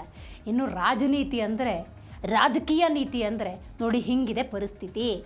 ಸಂವಿಧಾನದ ಕಾನೂನು ಪ್ರಕಾರ ನವಾಜ್ ಶರೀಫ್ POK ಪ್ರಧಾನಿಯಾಗೋದಕ್ಕೆ ಸಾಧ್ಯವೇ ಇಲ್ಲ ಅನ್ನೋ ಸತ್ಯ ಗೊತ್ತಿದ್ರು ಈ ದಾಳವನ್ನು ಉರುಳಿಸಿದ್ದಾರೆ. ಪ್ರಸ್ತುತ ಪರಿಸ್ಥಿತಿಯಲ್ಲಿ ಪಾಕಿಸ್ತಾನ ರಾಜಕೀಯದಲ್ಲಿ ಈ ಹೇಳಿಕೆ ಸಂಚಲನವನ್ನು ಹುಟ್ಟುಹಾಕಿದೆ, ಕ್ಯೂರಿಯಾಸಿಟಿಯನ್ನು ಬಿಲ್ಡ್ ಮಾಡಿದೆ. ಹೌದು, ಈಗ ತಮ್ಮ ಅಭಿಪ್ರಾಯವನ್ನು ಓಪನ್ ಸ್ಟೇಟ್ಮೆಂಟ್ ರೀತಿ ಕೊಟ್ಟು ಬಿಡಬಹುದು. ಸಾಂವಿಧಾನಿಕವಾಗಿ ಇದಕ್ಕೆಲ್ಲ ಅವಕಾಶ ಇದೆಯಾ? ಇದು ಕೂಡ ಬಹಳ ಕುತೂಹಲದ ವಿಚಾರ ಅಂತ ಹೇಳಿದ್ರೆ ತಪ್ಪಾಗೋದಿಲ್ಲ. ಹೌದು, ಯಾಕೆ ಅಂತ ಹೇಳಿದ್ರೆ ಪಾಕಿಸ್ತಾನದ ಮಾಜಿ ಪ್ರಧಾನಿ ನವಾಜ್ ಶರೀಫ್ ಅವರು ನನಗೆ ಪಾಕ್ ಆಕ್ರಮಿತ ಕಾಶ್ಮೀರದ ಪ್ರಧಾನಿಯಾಗೋ ಬಯಕೆ ಇದೆ ಅಂತ ಹೇಳ್ತಿದ್ದಾರೆ ಅನ್ನೋದಾದರೆ ಅವರ ಸ್ಟ್ರಾಟಜಿ, ಅವರ ರಾಜಕೀಯ ನೀತಿಗಳು ಡೆಫಿನೆಟ್ಲಿ ಅರ್ಥ ಆಗುತ್ತೆ. ಬಟ್ ಇಲ್ಲಿ ಸಾಂವಿಧಾನಿಕವಾಗಿ ನೋಡ್ತಾ ಹೋಗೋದಾದರೆ ಇದು ಸಾಧ್ಯವಾ ಅನ್ನೋದು ಬಹಳ ಮುಖ್ಯವಾದಂಥ ವಿಚಾರ. ಪಾಕಿಸ್ತಾನ ಆಕ್ರಮಿತ ಕಾಶ್ಮೀರದ ಪ್ರಧಾನಿ ಆಗಬೇಕು ಅನ್ನುವಂತಹ ಬಯಕೆಯನ್ನು ವ್ಯಕ್ತಪಡಿಸಿರೋದ್ರಿಂದಾಗಿ ಸಾಂವಿಧಾನಿಕವಾಗಿ ನೋಡೋಕೆ ಹೋದರೆ ಇಟ್ ಈಸ್ ಇಂಪಾಸಿಬಲ್, ಪಾಸಿಬಿಲಿಟೀಸೇ ಇಲ್ಲ. POK ಸಂವಿಧಾನದ ಪ್ರಕಾರ ಅಲ್ಲಿನ ಮತದಾರರಿಗೆ ಮಾತ್ರ ಚುನಾವಣೆಗೆ ನಿಲ್ಲೋದಕ್ಕೆ ಅವಕಾಶ. ಸೊ ಒಂದು ಪಕ್ಷ ಪಾಕಿಸ್ತಾನದ ನಿಲುವು ನಿರ್ಧಾರಗಳನ್ನು ವ್ಯಕ್ತಪಡಿಸಿದ್ರೂ ಕೂಡ ಕಾಶ್ಮೀರ ಅಂದಾಗ, ಪಾಕ್ ಆಕ್ರಮಿತ ಕಾಶ್ಮೀರ ಅಂದಾಗ ಅಲ್ಲೇನಾದರೂ ನೀವು ಪ್ರಧಾನಿ ಆಗಬೇಕು ಅನ್ನೋದಾದರೆ ಯಾರೋ ಹೊರಗಿನವ್ರು ಬಂದು ಆಗೋದಕ್ಕೆ ಸಾಧ್ಯ ಇಲ್ಲ. ಅಲ್ಲಿನ ಮತದಾರರಾಗಿರಬೇಕು, ಅವರಿಗೆ ಮಾತ್ರ ಹಕ್ಕಿರುತ್ತೆ ಅನ್ನೋದು ಸ್ಪಷ್ಟವಾದಂಥ ನಿಲುವು. ಅದೇ ಅಲ್ಲಿನ ಸಂವಿಧಾನ. ಯಾಕಂದ್ರೆ ಅರ್ಥ ಆಗುತ್ತೋ ಇಲ್ವೋ, ಅರ್ಥ ಆಗಿದ್ದು ಅಥವಾ ಹೇಳ್ತಿದ್ದಾರೋ ಅಥವಾ ಇವೆಲ್ಲವೂ ಕೂಡ ಪೊಲಿಟಿಕಲ್ ಗಿಮಿಕ್ಕ ನೋಡಬೇಕು. ನೋಡಿ, ಪಾಕಿಸ್ತಾನದ ಮಾಜಿ ಪ್ರಧಾನಿ ನವಾಜ್ ಶರೀಫ್ ಬಯಕೆ ಕಾನೂನಾತ್ಮಕವಾಗಿ ಸಂಪೂರ್ಣವಾಗಿ ಅಸಾಧ್ಯ. ಇದು ಬರೀ ಒಂದು ಹಗಲುಗನಸು ಅನ್ನೋದು ಸ್ಪಷ್ಟ. ಯಾಕಂದರೆ POK ಸಂವಿಧಾನದ ಪ್ರಕಾರ ಅಲ್ಲಿನ ಸ್ಥಳೀಯ ಮತದಾರರಿಗೆ ಮಾತ್ರ ಚುನಾವಣೆಗೆ ನಿಲ್ಲೋದಕ್ಕೆ ಅವಕಾಶ ಇದೆ. ನವಾಜ್ ಶರೀಫ್ ಪಾಕಿಸ್ತಾನದ ಪಂಜಾಬ್ ಪ್ರಾಂತ್ಯದ ಮತದಾರರು. ಐ ರಿಪೀಟ್, ನವಾಜ್ ಶರೀಫ್ ಪಾಕಿಸ್ತಾನದ ಪಂಜಾಬ್ ಪ್ರಾಂತ್ಯದ ಮತದಾರರಾಗಿರೋದ್ರಿಂದ ಸ್ಪರ್ಧಿಸುವ ಅರ್ಹತೆಯೇ ಇಲ್ಲ. ಚುನಾವಣೆ ಹತ್ತಿರ ಬರ್ತಾ ಇದ್ದಂತೆ POKಯಲ್ಲಿ ಪಾಕ್ ಆಡಳಿತದ ವಿರುದ್ಧ ಭುಗಿಲೆದ್ದಿರುವ ಜನಾಕ್ರೋಶವನ್ನು ತಣ್ಣಗಾಗಿಸೋದಕ್ಕೆ, ಜನರ ದಾರಿ ತಪ್ಪಿಸಿ ಚುನಾವಣೆಯಲ್ಲಿ ಲಾಭ ಪಡೆಯೋದಕ್ಕೆ ಶರೀಫ್ ಕುಟುಂಬ ತಮ್ಮದೇ ಆದಂಥ ದಾಳವನ್ನು ಪ್ರಯೋಗ ಮಾಡಿದ್ದಾರೆ. POK ಜನರಿಗೆ, ಪಾಕ್ ಆಕ್ರಮಿತ ಕಾಶ್ಮೀರದ ಜನರಿಗೆ ಈ ಸಂವಿಧಾನದ ನಿಲುವು ನಿರ್ಧಾರಗಳು ಅಲ್ಲಿ ಪ್ರಧಾನಿ ಆಗಬೇಕು ಅನ್ನೋದಾದರೆ ಇರುವಂತಹ ಅರ್ಹತೆಗಳೇನು ಅನ್ನೋದು ಅರಿವಿತ್ತು ಅನ್ನೋದಾದರೆ ನವಾಜ್ ಶರೀಫ್ ಹೇಳೋದ್ರಲ್ಲಿ ಯಾವುದೇ ರೀತಿಯ ಹುರುಳಿಲ್ಲ ಅನ್ನೋದು ಸ್ಪಷ್ಟವಾಗುತ್ತೆ. ಸೊ ಆದರೆ ತಮ್ಮದೇ ಆದಂತಹ ರಾಜಕೀಯ ಬೇಳೆ ಬೇಯಿಸ್ಕೊಳ್ಳೋದಕ್ಕೆ, ತಮ್ಮದೇ ಆದಂಥ ರಾಜಕೀಯ ಪ್ರಯತ್ನಕ್ಕೆ ಇಲ್ಲಿ ನವಾಜ್ ಶರೀಫ್ ಮುಂದಾಗಿದ್ದಾರೆ. ಶತ್ರುಗಳ ಎದೆಯಲ್ಲಿ ನಡುಕ ಹುಟ್ಟಿಸುವಂತಹ ಅಸ್ತ್ರ ಭಾರತದ್ದು ಯಾವುದು ಅಂತ ಹೇಳಿದ್ರೆ ಅಗ್ರಸ್ಥಾನದಲ್ಲಿ ಬ್ರಹ್ಮೋಸ್ ನಿಂತ್ಕೊಳ್ಳುತ್ತೆ. ಆದರೆ ಈಗ ಬ್ರಹ್ಮೋಸ್ ಹೊಸ ರೂಪದಲ್ಲಿ ಕಾಲಿಡ್ತಾ ಇದೆ. ಹಾಗೆ ಏನು ಅಂತ ನೋಡ್ತಾ ಹೋಗೋದಾದರೆ ಈ ರಕ್ಷಣಾ ಇಲಾಖೆಯಲ್ಲಿ, ರಕ್ಷಣಾ ವ್ಯವಸ್ಥೆಯಲ್ಲಿ ಬಹಳ ದೊಡ್ಡ ಮಾರ್ಪಾಡಿನೊಂದಿಗೆ ಬ್ರಹ್ಮೋಸ್ ಕಾಲಿಟ್ಟಿದೆ ಅಂತ ಹೇಳಿದ್ರೆ ತಪ್ಪಾಗುವುದಿಲ್ಲ. ಬ್ರಹ್ಮೋಸ್ NG ಭಾರತದ ಹೊಸ ಮಾರಕಾಸ್ತ್ರ. ಇದು ಸುಧಾರಿತ ಮತ್ತು ಹೊಸ ತಲೆಮಾರಿನ ಆವೃತ್ತಿ ಅಂತ ಹೇಳಿದ್ರೆ ತಪ್ಪಾಗುವುದಿಲ್ಲ. ಹೌದು, ಮತ್ತಷ್ಟು ಸ್ಮಾರ್ಟ್ ಆಗಿ, ಮತ್ತಷ್ಟು ವೇಗವಾಗಿ, ಅಷ್ಟೇ ಭೀಕರವಾಗಿ ಸಿದ್ಧಗೊಳ್ತಾ ಇದೆ ಬ್ರಹ್ಮೋಸ್. ಹೌದು, ಈಗಾಗಲೇ ಉಲ್ಲೇಖ ಮಾಡಿದಂತೆ ರಕ್ಷಣಾ ವ್ಯವಸ್ಥೆ ಅಂದಾಗ ಅದಕ್ಕೆ ಆದಂಥ ಬಜೆಟನ್ನು ಇಡಬೇಕಾಗತ್ತೆ. ರಕ್ಷಣಾ ವ್ಯವಸ್ಥೆ ಅಂದಾಗ ಅದಕ್ಕೆ ಆದಂಥ ತಂತ್ರಜ್ಞಾನಗಳನ್ನು ಇಂಪ್ಲಿಮೆಂಟ್ ಮಾಡಬೇಕಾಗತ್ತೆ. ಭಾರತದ ಸದ್ಯದ ಪರಿಸ್ಥಿತಿ ಅಂದಾಗ ನೆರೆಹೊರೆಯ ರಾಷ್ಟ್ರಗಳಲ್ಲಿರುವಂತಹ ಅಸಮಾಧಾನ, ಕಿಚ್ಚು ಯಾವ ರೀತಿ ಇದೆ ಅನ್ನೋದನ್ನು ಗಮನಿಸಬಹುದು. ಇಂತಹ ಸಂದರ್ಭದಲ್ಲಿ ರಕ್ಷಣಾ ವ್ಯವಸ್ಥೆಯನ್ನು ಹಂತ ಹಂತವಾಗಿ ಬಲಪಡಿಸಿಕೊಳ್ಳಲೇಬೇಕಾಗಿದೆ. ಇದರ ಜೊತೆಗೆ ನೀವು ಗಮನಿಸ್ತಾ ಇದ್ದೀರಿ, ಜಾಗತಿಕ ಮಟ್ಟದಲ್ಲಿ ಯುದ್ಧದ ಸನ್ನಿವೇಶ ಅನ್ನೋದು ಎಷ್ಟರ ಮಟ್ಟಿಗಿದೆ ಅಂತ. ಆ ನಿಟ್ಟಿನಲ್ಲಿ ನಾವು ನೋಡ್ತಾ ಹೋಗೋದಾದರೆ ಭಾರತ ರಕ್ಷಣಾ ವ್ಯವಸ್ಥೆಯಲ್ಲಿ ಪ್ರತಿಯೊಂದು ನಿಲುವು ನಿರ್ಧಾರಗಳನ್ನು ಸರಿಯಾದ ಮಾರ್ಗದಲ್ಲಿ ಅನುಸರಿಸ್ತಿದೆ ಅನ್ನೋದಕ್ಕೆ ಇದೊಂದು ಉದಾಹರಣೆ ಅಂತ ಹೇಳಿದ್ರೆ ತಪ್ಪಾಗೋದಿಲ್ಲ. ಹೊಸ ರೂಪದಲ್ಲಿ ಬ್ರಹ್ಮೋಸ್ ಕಾಣಸಿಗ್ತಾ ಇದೆ. ಮತ್ತಷ್ಟು ವೇಗದೊಂದಿಗೆ, ಮತ್ತಷ್ಟು ಚಾತುರ್ಯದೊಂದಿಗೆ, ಮತ್ತಷ್ಟು ಭೀಕರತೆಯೊಂದಿಗೆ ಬ್ರಹ್ಮೋಸ್ MG ಹಾಗಾದರೆ ಹೇಗಿದೆ? ಬ್ರಹ್ಮೋಸ್ಗೆ ಕುರಿತಂತಹ ಮತ್ತಷ್ಟು ಇಂಪಾರ್ಟೆಂಟ್ ಡೀಟೇಲ್ಸನ್ನು ನೋಡ್ತಾ ಹೋಗೋಣ.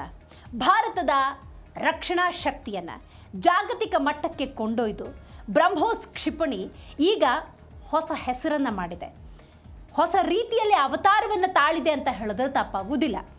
ಭಾರತ ಮತ್ತು ರಷ್ಯಾದ ಜಂಟಿ ಸಹಯೋಗದಲ್ಲಿ ಬ್ರಹ್ಮೋಸ್ ನೆಕ್ಸ್ಟ್ ಜನರೇಷನ್ ಸಿದ್ಧವಾಗ್ತಾ ಇದೆ. ಭಾರತ ಮತ್ತು ರಷ್ಯಾದ ಸಹಯೋಗದಲ್ಲಿ ಬ್ರಹ್ಮೋಸ್ ಹಾಗಾದರೆ ಯಾವ ರೀತಿ ಸಿದ್ಧಗೊಳ್ತಾ ಇದೆ? ಈಗ ಬರ್ತಿರುವಂಥ ಬ್ರಹ್ಮೋಸ್ ಇನ್ನೂ ಎಷ್ಟು ನಿಖರವಾಗಿದೆ, ಎಷ್ಟು ಭೀಕರವಾಗಿದೆ, ಶತ್ರುಗಳ ಎದೆಯಲ್ಲಿ ಇನ್ನೆಷ್ಟು ನಡುಕವನ್ನು ಹುಟ್ಟಿಸಬಹುದು, ಯಾವ ತಂತ್ರಜ್ಞಾನವನ್ನು ಅಳವಡಿಕೆ ಮಾಡಿಕೊಳ್ಳಲಾಗಿದೆ, ಈ ಬಾರಿ ಬರುವಂತಹ ಬ್ರಹ್ಮೋಸ್ನ ಗಾತ್ರ ಹೇಗಿರುತ್ತೆ, ಇದೆಲ್ಲವೂ ಕೂಡ ಬಹಳ ಮುಖ್ಯವಾದಂತಹ ವಿಚಾರ. ಶತ್ರುಗಳ ಪಾಲಿಗೆ ಇದು ಅಪಾಯಕಾರಿ ಅಸ್ತ್ರ ಅಂತ ಹೇಳಿದ್ರೆ ತಪ್ಪಾಗುವುದಿಲ್ಲ. ಜೊತೆಗೆ ಯುದ್ಧ ವಿಮಾನಗಳು, ಜಲನೌಕೆಗಳು, ಭೂಲಾಂಛರ್ಗಳಿಂದ ಅತ್ಯಂತ ಸುಲಭವಾಗಿ ಉಡಾಯಿಸಬಾದಂತಹ ಹೊಸ ಅಸ್ತ್ರ ಇದು ಅಂತ ಹೇಳಿದ್ರೆ ತಪ್ಪಾಗುವುದಿಲ್ಲ. ಬ್ರಹ್ಮೋಸ್ ಯಾವ ರೀತಿ ಸಿದ್ಧವಾಗಿದೆ ಅನ್ನೋದನ್ನು ಈ ಮೂಲಕ ನಾವು ನೋಡಬಹುದು. ಗಾತ್ರದಲ್ಲಿ ಇನ್ನೂ ಕಿರಿದು, ಅತಿ ವೇಗ ಮತ್ತು ಶತ್ರುಗಳ ಎದೆಯಲ್ಲಿ ನಡುಕ ಹುಟ್ಟಿಸುವಂಥ ಭೀಕರತೆಯನ್ನು ಈಗ ಹೊಂದಿರುವಂಥದ್ದು. ಮೂಲ ಬ್ರಹ್ಮೋಸ್ ಕ್ಷಿಪಣಿಯ ಸುಧಾರಿತ ಮತ್ತು ಹೊಸ ತಲೆಮಾರಿನ ಆವೃತ್ತಿ ಅಂತ ಇದನ್ನು ವಿಶ್ಲೇಷಿಸಲಾಗ್ತಾ ಇದೆ. ಗಾತ್ರದಲ್ಲಿ ಸಣ್ಣದಾದರೂ ಕೂಡ ನೀವು ಗಮನಿಸಬಹುದು, ಶತ್ರುಗಳ ಪಾಲಿಗೆ ಡೆಡ್ಲಿ ವೆಪನ್ ಆಗಿ ಬ್ರಹ್ಮೋಸ್ ತಯಾರಾಗ್ತಾ ಇದೆ. ಭಾರತದ ಮತ್ತು ರಷ್ಯಾದ ಜಂಟಿ ಸಹಯೋಗದಲ್ಲಿ ಸಿದ್ಧವಾಗ್ತಾ ಇದೆ ಈ ಹೊಸ ಅಸ್ತ್ರ. ಯುದ್ಧ ವಿಮಾನ, ನೌಕೆ, ಭೂಲಾಂಛರ್ಗಳಿಂದ ಉಡಾಯಿಸುವುದಕ್ಕೆ ಸುಲಭ ಸಾಧ್ಯವಾಗುವಂಥ ತಂತ್ರಜ್ಞಾನದ ಅಳವಡಿಕೆಯನ್ನು ಮಾಡಲಾಗ್ತಾ ಇದೆ. ಶತ್ರುಗಳ ರಕ್ಷಣಾ ಕವಚವನ್ನು ಕ್ಷಣಾರ್ಧದಲ್ಲಿ ಭೇದಿಸುವಂತಹ ಸಾಮರ್ಥ್ಯವನ್ನು ಇದು ಹೊಂದಿದೆ. ಹೌದು, ಈ ಹೊಸ ತಲೆಮಾರಿನ ಕ್ಷಿಪಣಿ ಭಾರತೀಯ ವಾಯುಸೇನೆಯ ಬಲವನ್ನು ಈ ಮೂಲಕ 100 ಪಟ್ಟು ಹೆಚ್ಚು ಮಾಡಿದೆ ಅಂತ ಹೇಳಿದ್ರೆ ಅತಿಶಯೋಕ್ತಿ ಏನಲ್ಲ. ಹೌದು, ಯಾಕಂದರೆ ಶತ್ರುಗಳ ರಾಡರ್ಗಳ ಕಣ್ಣು ತಪ್ಪಿಸಿ ಶಬ್ದಕ್ಕಿಂತ 3 ಪಟ್ಟು ವೇಗದಲ್ಲಿ ಗುರಿ ತಲುಪುವ ಲಿಟಲ್ ಡೈನಮಿಟ್ ಅಂತ ಇದನ್ನು ಕರೀತಾ ಇದ್ದಾರೆ. ಹೌದು, ಹಾಗಾದರೆ ಗಾತ್ರದಲ್ಲಿ ಸಣ್ಣದಿದೆ, ವೇಗ ಅತಿ ಚತುರ, ಶತ್ರುಗಳ ಎದೆಯಲ್ಲಿ ನಡುಕ ಹುಟ್ಟಿಸುತ್ತೆ ಅನ್ನೋದಾದರೆ ಅದರ ಭೀಕರತೆ ಎಷ್ಟಿರಬೇಡ. ಅಂದರೆ ಏನು ವಿಶೇಷತೆಯನ್ನು ಈ ಬ್ರಹ್ಮೋಸ್ ಹೊಂದಿದೆ, ಈ ಕ್ಯೂರಿಯಾಸಿಟಿ ಡೆಫಿನೆಟ್ಲಿ ನಿಮಗೆಲ್ಲರಿಗೂ ಕೂಡ ಇದ್ದೇ ಇರುತ್ತೆ. ಯಾಕಂದರೆ ಮೂಲ ಬ್ರಹ್ಮೋಸ್ಗಿಂತ ಇದು ಭಿನ್ನವಾಗಿದೆ. ಬ್ರಹ್ಮೋಸ್ ಅಂದ್ರೇ ರಕ್ಷಣಾ ವ್ಯವಸ್ಥೆಯ ಒಂದು ದೊಡ್ಡ ಅಸ್ತ್ರ ಅಂತ ನಾವು ಕರಿತೀವಿ. ಬಟ್ ಇಲ್ಲಿ ಯಾವ ಮಾರ್ಪಾಡುಗಳನ್ನು ಮಾಡಲಾಗಿದೆ ಅನ್ನೋದು ಕೂಡ ಬಹಳ ಮುಖ್ಯ ಆಗುತ್ತೆ. ಅದರ ತೂಕ, ಗಾತ್ರ, ವೇಗ ಇದೆಲ್ಲವನ್ನು ನೋಡ್ತಾ ಹೋಗೋಣ. ಬ್ರಹ್ಮೋಸ್ NG ಅತಿ ದೊಡ್ಡ ಶಕ್ತಿ ಅಂದರೆ ಅದರ ತೂಕ ಮತ್ತು ಗಾತ್ರ. ಮೂಲ ಬ್ರಹ್ಮೋಸ್ 3 ಟನ್ 3000 kg ತೂಕ ಹಾಗೂ 8.4 ಮೀಟರ್ ಉದ್ದ ಇದ್ದರೆ, ಹೊಸ NG ಆವೃತ್ತಿ ಅರ್ಧದಷ್ಟು ಅಂದರೆ ಅಪ್ರಾಕ್ಸಿಮೇಟ್ಲಿ 1300ರಿಂದ 1500 kg ಅಂದರೆ 1.5 ಟನ್ 1.5 ಟನ್ ಮತ್ತು 6 ಮೀಟರ್ ಉದ್ದಕ್ಕೆ ಇಳಿಕೆಯಾಗಿದೆ. 8.4 ಮೀಟರ್ ಇತ್ತಲ್ಲ, ಇಲ್ಲಿ ಸುಧಾರಿತ ಬ್ರಹ್ಮೋಸ್ 6 ಮೀಟರ್ ಉದ್ದಕ್ಕೆ ಸೀಮಿತ ಆಗಿದೆ, ಅಂದರೆ ಇಳಿಕೆಯಾಗಿದೆ. ಗಾತ್ರ ಚಿಕ್ಕದಾದರೂ ವೇಗದಲ್ಲಿ ಯಾವುದೇ ರಾಜಿ ಇಲ್ಲದೆ ಶಬ್ದಕ್ಕಿಂತ 3.5 ಪಟ್ಟು ವೇಗದಲ್ಲಿ ಧಾವಿಸುವ ಸಾಮರ್ಥ್ಯವನ್ನು ಇದು ಹೊಂದಿದೆ. ಅಂದರೆ ಇದರ ವೇಗ ಎಷ್ಟರ ಮಟ್ಟಿಗಿದೆ ಅನ್ನೋದನ್ನು ನಾವಿದರಲ್ಲಿ ಅರ್ಥ ಮಾಡ್ಕೊಳ್ಬೇಕಾಗತ್ತೆ. ಬ್ರಹ್ಮೋಸ್ನ ವೇಗ ಮತ್ತು ಆ ಚತುರತೆ ಬರಬೇಕು ಅನ್ನೋದಾದರೆ ತೂಕದಲ್ಲಿ ಇಳಿಕೆಯನ್ನು ಮಾಡಿದ್ದಾರೆ ಮತ್ತು ಗಾತ್ರದಲ್ಲೂ ಕೂಡ ಇಳಿಕೆ ಆಗಿರುವಂಥದ್ದು. ಸೊ 8.4 ಮೀಟ್ರ್ ಉದ್ದ ಇತ್ತು ಮೂಲ ಬ್ರಹ್ಮೋಸ್, ಈಗ 6 ಮೀಟ್ರ್ ಉದ್ದಕ್ಕೆ ಇಳಿಕೆ ಆಗಿದೆ. 3000 kg ಇತ್ತು, ಈಗ 1300ರಿಂದ 1500 kg. ಇದರ ಜೊತೆಗೆ ಶತ್ರು ಪಡೆಗೆ ಚೇತರಿಸಿಕೊಳ್ಳಲು ಸಮಯನೇ ಕೊಡೋದಿಲ್ಲ. ಅತ್ಯಾಧುನಿಕ GPS ಮತ್ತು ಸುಧಾರಿತ ನ್ಯಾವಿಗೇಷನ್ ಸಿಸ್ಟಮನ್ನು ಹೊಂದಿದೆ ಈ ಸೂಪರ್ ಸಾನಿಕ್ ಕ್ಷಿಪಣಿ. ಸಣ್ಣ ಗಾತ್ರ ಮತ್ತು ಭೀಕರ ವೇಗದ ಕಾರಣ ಶತ್ರುಗಳ ರಾಡರ್ಗಳಿಗೆ ಪತ್ತೆ ಹಚ್ಚೋದು ಸಂಪೂರ್ಣ ಅಸಾಧ್ಯ ಅಂತ ಹೇಳಲಾಗ್ತಾ ಇದೆ. ರಕ್ಷಣಾ ವ್ಯವಸ್ಥೆಯಲ್ಲಿ ಬಹಳಷ್ಟು ಬದಲಾವಣೆಗಳನ್ನು, ಸುಧಾರಣೆಗಳನ್ನು ಭಾರತ ಮಾಡಿಕೊಂಡಿದೆ, ರಕ್ಷಣಾ ಇಲಾಖೆ ಮಾಡಿಕೊಂಡಿದೆ. ಅದರಲ್ಲಿ ನೀವು ಗಮನಿಸ್ಬೋದು, ಸುಧಾರಿತ ಬ್ರಹ್ಮೋಸ್ ಇರ್ಬೋದು, ತೇಜಸ್ಗೆ ಯಾವ ರೀತಿ ಈ ಮೂಲಕ ಬಲ ಬಂದಿದೆ ಅನ್ನೋದನ್ನು ನಾವು ಅರ್ಥ ಮಾಡ್ಕೊಳ್ಬೋದು. ಅಂದರೆ ರಕ್ಷಣಾ ವ್ಯವಸ್ಥೆಯಲ್ಲಿ ಇಂಥ ಮಾರ್ಪಾಡುಗಳನ್ನು ಮಾಡಿಕೊಳ್ಳೇಬೇಕಾಗತ್ತೆ. ರಕ್ಷಣಾ ಇಲಾಖೆಗೆ ಅಂತ ವಿಶೇಷವಾಗಿ ಬಜೆಟನ್ನು ದೊಡ್ಡ ಮಟ್ಟದಲ್ಲಿ ಇಡ್ತಾರೆ ಅನ್ನೋದಾದರೆ ಅಂಡರ್ಸ್ಟ್ಯಾಂಡ್ ಯಾವ ರೀತಿ ಬದಲಾವಣೆಗಳನ್ನು ಮಾಡಿಕೊಳ್ಳಾಗತ್ತೆ ಅಂತ. ಬಟ್ ಬ್ರಹ್ಮೋಸ್ ವಿಚಾರಕ್ಕೆ ಬರೋದಾದರೆ ನೀವು ಗಮನಿಸ್ತಾ ಇದ್ದೀರಿ, ಭಾರತ ಮತ್ತು ರಷ್ಯಾ ನಡುವಿನ ಒಂದು ಫಲಶ್ರುತಿ ಇದು ಅಂತ ಹೇಳಿದ್ರೆ ತಪ್ಪಾಗೋದಿಲ್ಲ. ಈಗ ಬ್ರಹ್ಮೋಸ್ ಈ ರೀತಿ ಮಾರ್ಪಾಡಾಗಿದೆಯಲ್ಲ, ಇದು ತೇಜಸ್ಗೆ ಒಂದು ರೀತಿ ಬಲ ಸಿಕ್ಕಂಗಾಗಿದೆ. ಸೊ ಇದು ಬಹಳ ಮುಖ್ಯವಾದಂಥ ವಿಚಾರ. ಗಾತ್ರದಲ್ಲಿ ಬದಲಾವಣೆ, ವೇಗದಲ್ಲಿ ಅತಿ ಚತುರ ಮತ್ತು ಉದ್ದ ಅಳತೆ ಅಂದ ಸಂದರ್ಭದಲ್ಲಿ ಅಲ್ಲೂ ಕೂಡ ಇಳಿಕೆ ಆಗಿರುವಂಥದ್ದು. ಸೊ ಹಾಗಾಗಿ ರಾಡರ್ನ ದೃಷ್ಟಿಯನ್ನು ತಪ್ಪಿಸಿ ಯಾವುದೇ ರೀತಿಯ ಗುರಿಯನ್ನು ತಲುಪುವಂತಹ ಸಾಮರ್ಥ್ಯವನ್ನು ಹೊಂದಿರುವಂತಹ ಬ್ರಹ್ಮೋಸ್ ಏನಿದೆ, ಇದು ತೇಜಸ್ಗೆ ಬಲವನ್ನು ಕೊಟ್ಟಿದೆ. ಸೊ ಅದಕ್ಕೆ ಸಂಬಂಧಪಟ್ಟಂಥ ಡೀಟೇಲ್ಸನ್ನು ನೋಡ್ತಾ ಹೋಗೋದಾದರೆ, ಇದುವರೆಗೂ ಕೂಡ ಭಾರವಾದ ಮೂಲ ಬ್ರಹ್ಮೋಸ್ ಕ್ಷಿಪಣಿಯನ್ನು ಹೊತ್ತೊಯ್ಯೋದಕ್ಕೆ ಸುಖೋಯ್ 30 ಅಂತಹ ಬೃಹತ್ ಯುದ್ಧ ವಿಮಾನಗಳೇ ಬೇಕಾಗಿತ್ತು. ಬ್ರಹ್ಮೋಸ್ ಭಾರತದ ಶಕ್ತಿಯೇ, ಬಟ್ ಈ ಹಿಂದೆ ಇದ್ದಂತಹ ಬ್ರಹ್ಮೋಸ್ ಒಂದು ಸ್ವಲ್ಪ ಮಟ್ಟಿಗೆ ಬರ್ಡನನ್ನು ಎಷ್ಟರ ಮಟ್ಟಿಗೆ ಉಂಟು ಮಾಡಿತ್ತು ಅನ್ನೋದಕ್ಕೊಂದು ಎಕ್ಸಾಂಪಲ್ಲು. ಅಂದರೆ ಭಾರವಾದ ಮೂಲ ಬ್ರಹ್ಮೋಸ್ ಕ್ಷಿಪಣಿಯನ್ನು ಹೊತ್ತೊಯ್ಯೋದಕ್ಕೆ ಸುಖೋಯ್ 30 ಅಂತಹ ದೊಡ್ಡ ಬೃಹತ್ ಗಾತ್ರದ ಯುದ್ಧ ವಿಮಾನಗಳೇ ಬೇಕಾಗಿತ್ತು. ಆದರೆ ಈಗ ಹಗುರವಾದಂತಹ ಬ್ರಹ್ಮೋಸ್ NG ಆವೃತ್ತಿ ಭಾರತದ ಸ್ವದೇಶಿ ತೇಜಸ್ ಲಘು ಯುದ್ಧ ವಿಮಾನಕ್ಕೆ ಲಭ್ಯವಾಗ್ತಾ ಇದೆ. ತೇಜಸ್ ಮಾರ್ಕ್ 2 ವಿಮಾನಗಳ ಕ್ಷಮತೆಯನ್ನು ಭಾರೀ ಮಟ್ಟದಲ್ಲಿ ಇದು ಹೆಚ್ಚಿಸುತ್ತೆ. ತೂಕ ಕಡಿಮೆ ಆಗಿರೋ ಕಾರಣ ಒಂದೇ ಯುದ್ಧ ವಿಮಾನದಲ್ಲಿ ಒಂದಕ್ಕಿಂತ ಹೆಚ್ಚು, ಅಂದರೆ ಅಪ್ರಾಕ್ಸಿಮೇಟ್ಲಿ 2ರಿಂದ 3 ಅಂದ್ಕೋಬೋದು, ಈ ಕ್ಷಿಪಣಿಗಳನ್ನು ಹೊತ್ತೊಯ್ದು ಶತ್ರುಗಳ ಮೇಲೆ ಏಕಕಾಲದಲ್ಲಿ ದಾಳಿ ನಡೆಸೋದಕ್ಕೆ ಸಾಧ್ಯ ಆಗುತ್ತೆ. ತೂಕದಲ್ಲಿ ಬಹಳ ಕಡಿಮೆ ಆಗಿದೆ ನೋಡಿ. 3000 kg ಇತ್ತು, ಈಗ 1300ರಿಂದ 1500 kg ಅಂದಾಗ ಡೆಫಿನೆಟ್ಲಿ ದಾಳಿ ಸಾಮರ್ಥ್ಯಕ್ಕೆ ಬೇಕಾದಂತಹ ಎಲ್ಲ ವ್ಯವಸ್ಥೆಯನ್ನು ಮಾಡಿಕೊಂಡಿದೆ. ಇದು ತೇಜಸ್ಗೊಂದು ರೀತಿ ಬಲ ಕೊಟ್ಟಿದೆ ಅಂತ ಹೇಳಿದ್ರೆ ತಪ್ಪಾಗೋದಿಲ್ಲ. ಇದರ ಜೊತೆಗೆ ಶತ್ರು ಪಾಳೆಯವನ್ನು ನಡುಗಿಸುವಂಥ ನಿಖರತೆ. ಯಾಕೆ ಅಂತ ನಾವು ನೋಡ್ತಾ ಹೋಗೋದಾದರೆ, ಈಗ ಯಾವುದೇ ಯುದ್ಧ ವಿಮಾನ, ಕ್ಷಿಪಣಿಗಳು ಅಂತ ನಾವು ನೋಡಬೇಕಾದ್ರೆ ಪ್ರತಿ ಬಾರಿ ಕೂಡ ಮಾರ್ಪಾಡುಗಳಾಗ್ತವೆ. ಅಂದರೆ ಹೊಸ ಹೊಸ ತಂತ್ರಜ್ಞಾನಗಳನ್ನು ಅಳವಡಿಕೆ ಮಾಡಲಾಗತ್ತೆ. ಬಟ್ ಅದು ಎಷ್ಟರ ಮಟ್ಟಿಗೆ ಅಪ್ಗ್ರೇಡ್ ಆಗುತ್ತೆ, ಯಾವ ನಿಖರತೆಯನ್ನು ಹೊಂದಿರುತ್ತೆ ಅನ್ನೋದು ಕೂಡ ಅಷ್ಟೇ ಮುಖ್ಯ ಆಗುತ್ತೆ. ಆ ಆಯಾಮದಲ್ಲಿ ಈಗ ಬ್ರಹ್ಮೋಸ್ NG ಯಾವ ರೀತಿ ಸಿದ್ಧವಾಗಿದೆ ನೋಡಿ. ಬ್ರಹ್ಮೋಸ್ NG ಕೇವಲ ಭೀಕರ ವೇಗವನ್ನು ಹೊಂದಿರೋದು ಮಾತ್ರ ಅಲ್ಲ, ಅದ್ಭುತವಾದಂತಹ ಪಿನ್ ಪಾಯಿಂಟ್ ನಿಖರತೆಯೊಂದಿಗೆ ಶತ್ರುಗಳ ಕಮಾಂಡ್ ಸೆಂಟರನ್ನು ಉಡೀಸ್ ಮಾಡುತ್ತೆ. ಅಂದರೆ ಟಾರ್ಗೆಟ್ನ ಅಕ್ಯುರೇಟಾಗಿ ರೀಚ್ ಆಗುತ್ತೆ ಅಂತ ಹೇಳಿ. ಸೊ ಗುರಿ ಸ್ಪಷ್ಟವಾಗಿದ್ದರೆ ಗುರಿಯನ್ನು ತಲುಪೋದಕ್ಕೆ ಬ್ರಹ್ಮೋಸ್ NG ಇಸ್ ಎಕ್ಸಲೆಂಟ್ ಅಂತ. 2016ರಲ್ಲಿ ಭಾರತವು ಕ್ಷಿಪಣಿ ತಂತ್ರಜ್ಞಾನ ನಿಯಂತ್ರಣ ವ್ಯವಸ್ಥೆ MTCR ಅಂತ ಹೇಳಿ, MTCR ಸೇರಿದ ನಂತರ ಈ ಕ್ಷಿಪಣಿಯ ದಾಳಿಯ ವ್ಯಾಪ್ತಿ ಹೆಚ್ಚಾಗಿದೆ.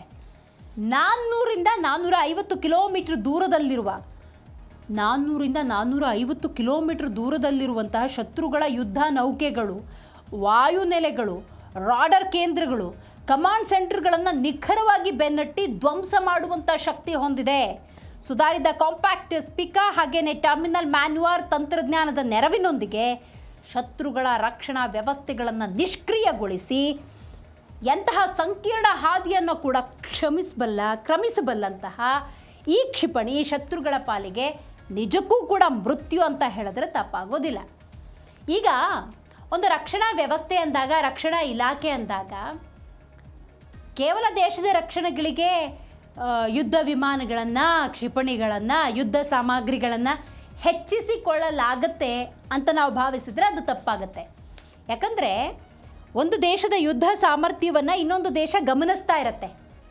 ಆ ಯುದ್ಧ ಸಾಮಗ್ರಿಗಳು, ಅದು ವಿಮಾನವೇ ಆಗಿರ್ಬೋದು, ಯುದ್ಧದ ಸಾಮಗ್ರಿಗಳೇ ಆಗಿರ್ಬೋದು, ಯಾವ ರೀತಿ ಬಳಕೆ ಮಾಡ್ತಾರೆ, ಯಾವ ರೀತಿ ತಯಾರಿ ಮಾಡ್ತಾರೆ ಅನ್ನೋದನ್ನು ಇತರ ರಾಷ್ಟ್ರಗಳು ಗಮನಿಸ್ತಾ ಇರ್ತಾರೆ.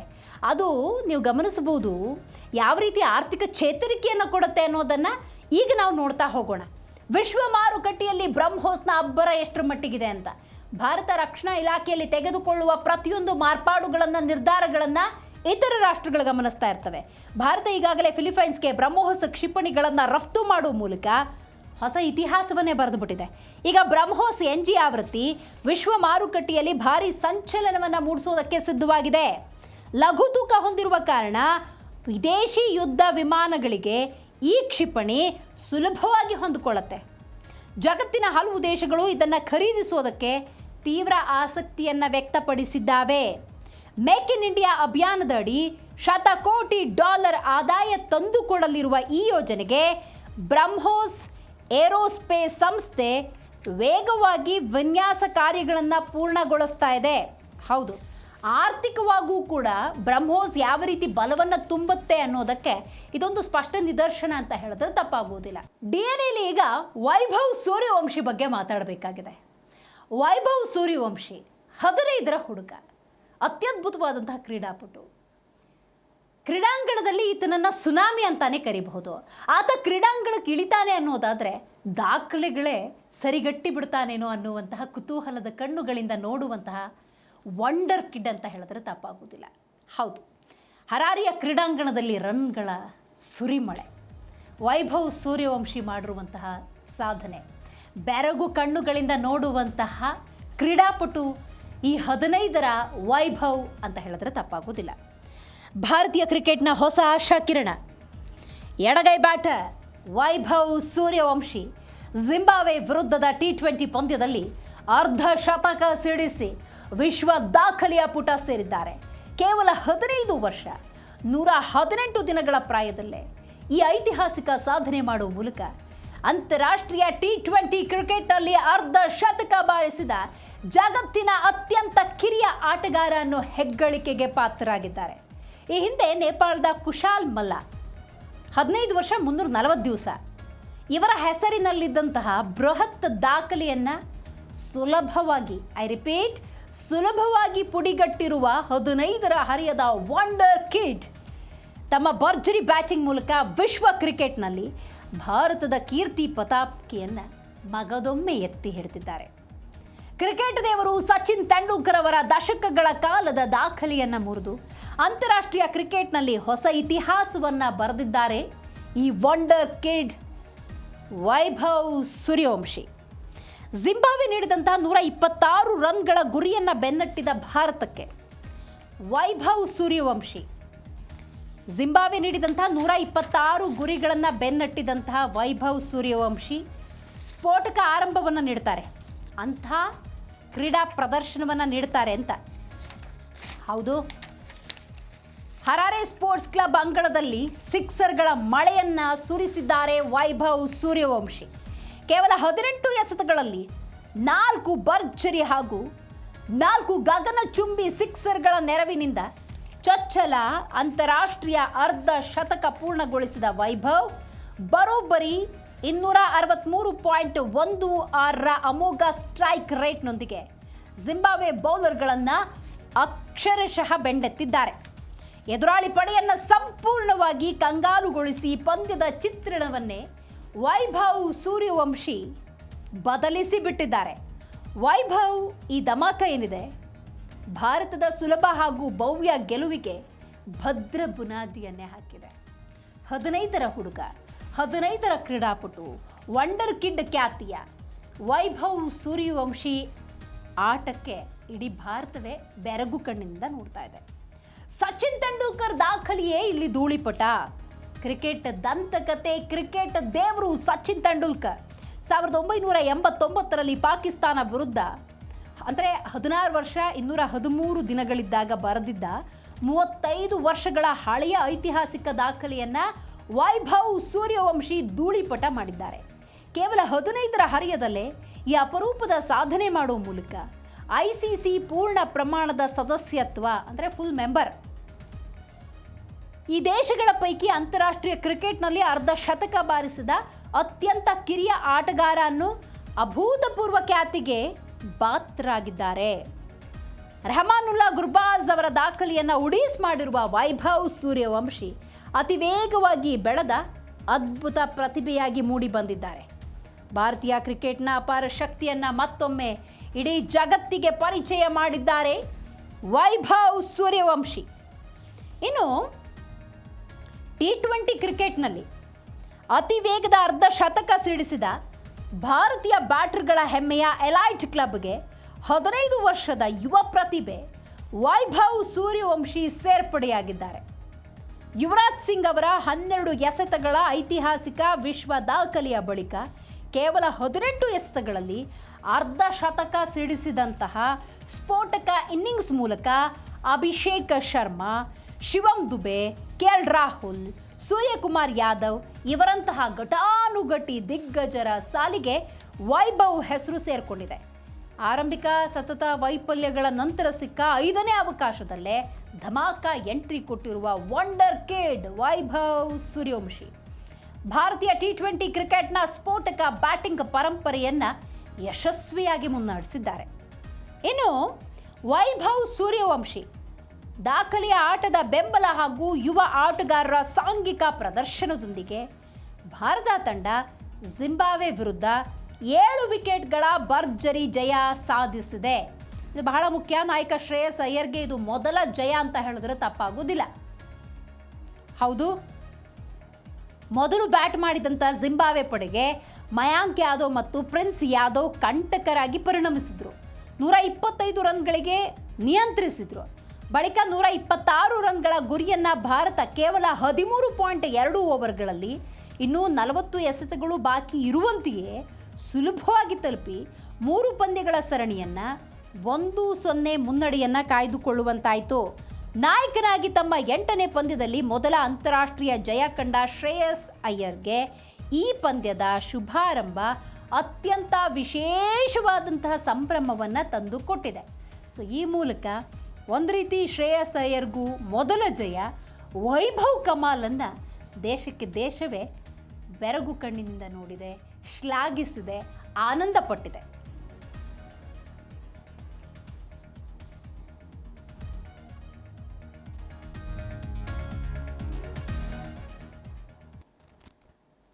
DNA ಮುಂದಿನ ಸುದ್ದಿ ಹವಾಮಾನದ ವಿಚಾರ. ಹೌದು, ಬಾಹ್ಯಾಕಾಶದ ಕಣ್ಣುಗಳಿಗೆ ಭಾರತದ ಮೋಡಗಳು ಕಾಣ್ತಾ ಇಲ್ವಾ ಅನ್ನುವಂಥ ಪ್ರಶ್ನೆ. ಯಾಕೆ ವಿಚಾರವನ್ನು ಪ್ರಸ್ತಾಪ ಮಾಡ್ತಾ ಇದ್ದೀವಿ ಅನ್ನೋದಾದರೆ, ಕಿಲೋಮೀಟರ್ ಗಟ್ಟಲೆ ಮೋಡದ ವಾತಾವರಣ ನಿರ್ಮಾಣ ಆಗಿದೆ. ಭಾರತದ ಸದ್ಯದ ಪರಿಸ್ಥಿತಿಯನ್ನು ನೀವು ನೋಡ್ತಾ ಹೋಗೋದಾದರೆ, ಒಂದು ಕಡೆ ಜಲಪ್ರಳಯ ಅನ್ನುವಂಥ ಪರಿಸ್ಥಿತಿ ನಿರ್ಮಾಣವಾಗಿದೆ. ಭೂಕುಸಿತದ ಸನ್ನಿವೇಶಗಳನ್ನು ನಾವು ಬಹುತೇಕ ಎದುರಿಸ್ತಿರುವಂತಹ ಒಂದು ಪರಿಸ್ಥಿತಿಯಲ್ಲಿ ಬಾಹ್ಯಾಕಾಶದ ಕಣ್ಣುಗಳಿಗೆ ಭಾರತದ ಮೋಡಗಳ ಗೋಚರ ಯಾವ ರೀತಿ ಇದೆ, ಇದಕ್ಕೆ ಸಂಬಂಧಪಟ್ಟಂಥ ವೆರಿ ಇಂಪಾರ್ಟೆಂಟ್ ಡೀಟೇಲ್ಸನ್ನು ನೋಡ್ತಾ ಹೋಗೋಣ. ಭಾರತದ 95% ಭೂಭಾಗಕ್ಕೆ ಮೋಡದ ಆವರಣ. ಹೌದು, ಇನ್ಸ್ಯಾಟ್ 3DR ಮತ್ತು ಇನ್ಸ್ಯಾಟ್ 3DS ಉಪಗ್ರಹಗಳಿಂದ ಅದ್ಭುತ ಚಿತ್ರದ ರವಾನೆಯಾಗಿದೆ.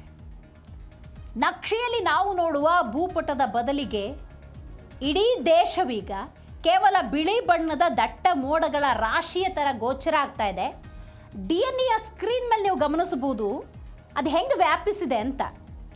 ಸಹಜವಾಗಿ ಈ ರೀತಿಯ ಉಪಗ್ರಹಗಳ ಚಿತ್ರಗಳು ಅಂದಾಗ ಒಂದು ನಕ್ಷೆ ಕಾಣುತ್ತೆ. ಆದರೆ ಇಲ್ಲಿ ಏನು ಗೋಚರ ಆಗ್ತಾ ಇದೆ? ಕೇವಲ ಬಿಳಿ ಬಣ್ಣದ ದಟ್ಟ ಮೋಡಗಳ ರಾಶಿ.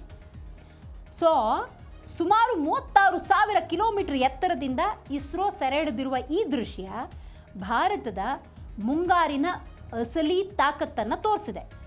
ಇಸ್ರೋ ಬಿಡುಗಡೆ ಮಾಡಿರುವ ಇತ್ತೀಚಿನ ಉಪಗ್ರಹ ಚಿತ್ರ ಏನಿದೆ ಇಡೀ ದೇಶವನ್ನು ಬೆರಗುಗೊಳಿಸಿದೆ. ಭಾರತದಾದ್ಯಂತ ಪ್ರಚಂಡ ಮಳೆಯ ಮುನ್ಸೂಚನೆ ಇದು. ಭಾರತದಾದ್ಯಂತ ಪ್ರಚಂಡ ಮಳೆಯ ಮುನ್ಸೂಚನೆ ಇದು.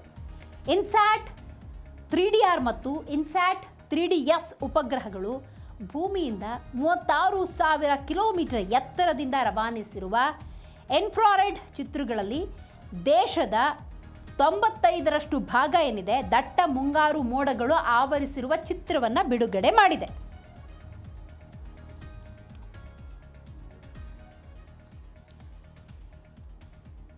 ಬಹಳ ಮುಖ್ಯವಾಗಿ ಪಶ್ಚಿಮ ರಾಜಸ್ಥಾನದ ಅಲ್ಪ ಭಾಗ ಇರ್ಬೋದು, ಕಾಶ್ಮೀರದಿಂದ ಕನ್ಯಾಕುಮಾರಿಯವರೆಗೆ ನಕ್ಷೆಯಲ್ಲಿರುವ ಭಾರತೀಯ ಗಡಿ ರೇಖೆಗಳೇ ಕಾಣ್ತಾ ಇಲ್ಲ.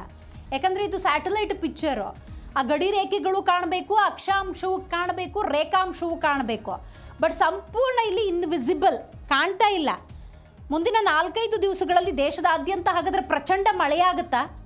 ಡೆಫಿನೆಟ್ಲಿ ಇದರ ಬಗ್ಗೆ ಇಸ್ರೋ ಕ್ಲೂಸ್ನಂತೂ ಕೊಟ್ಟಿದೆ, ಫೋಟೋಸ್ ಅಂತೂ ರಿಲೀಸ್ ಆಗಿದೆ. ನೋಡಿ, ಹಿಮಾಲಯದಿಂದ ದಕ್ಷಿಣ ಕೊರಿಯಾದವರೆಗೆ ಬೃಹತ್ ಮೋಡದ ಸರಪಳಿಯೇ ಹಬ್ಬಿಬಿಟ್ಟಿದೆ. ವಾತಾವರಣದ 16 ಕಿಲೋಮೀಟರ್ ಎತ್ತರಕ್ಕೆ ಕ್ಯುಮುಲೊಂಬಿಸ್ ಮೋಡಗಳು ವ್ಯಾಪಿಸಿರುವಂಥದ್ದು. ಅರಬ್ಬಿ ಸಮುದ್ರದಿಂದ ಬಂಗಾಳ ಕೊಲ್ಲಿಯವರೆಗೆ ತೇವಾಂಶದ ರಾಶಿ ವ್ಯಾಪಿಸಿದೆ.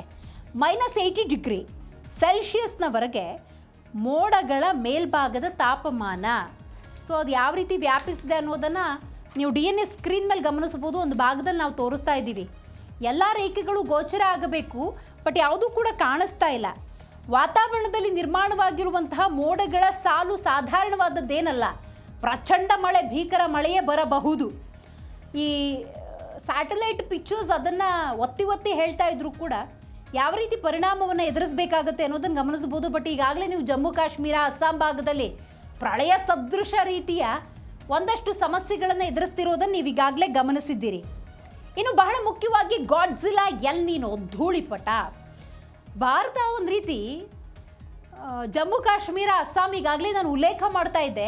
ಪ್ರಳಯ ಸದೃಶ ಅನ್ನುವಂತಹ ಮಳೆಯ ವಾತಾವರಣ, ಭೂಕುಸಿತದಂತಹ ಸಮಸ್ಯೆಗಳು, ಗುಡ್ಡಕ್ಕೆ ಗುಡ್ಡವೇ ಕುಸಿಯುವಂಥ ಸನ್ನಿವೇಶಗಳು, ಈಗ ವಾಹನಗಳೆಲ್ಲ ಹೆಂಗೆ ಕೊಚ್ಕೊಂಡು ಹೋಗ್ತಾ ಇತ್ತು, ನಾಗರಿಕ ಪರಿಸ್ಥಿತಿ ಅನ್ನೋದು ಹೆಂಗೆ ದಿಕ್ಕಟ್ಟು ಹೋಗಿತ್ತು ಅನ್ನೋದನ್ನು ಗಮನಿಸಿದ್ವಿ.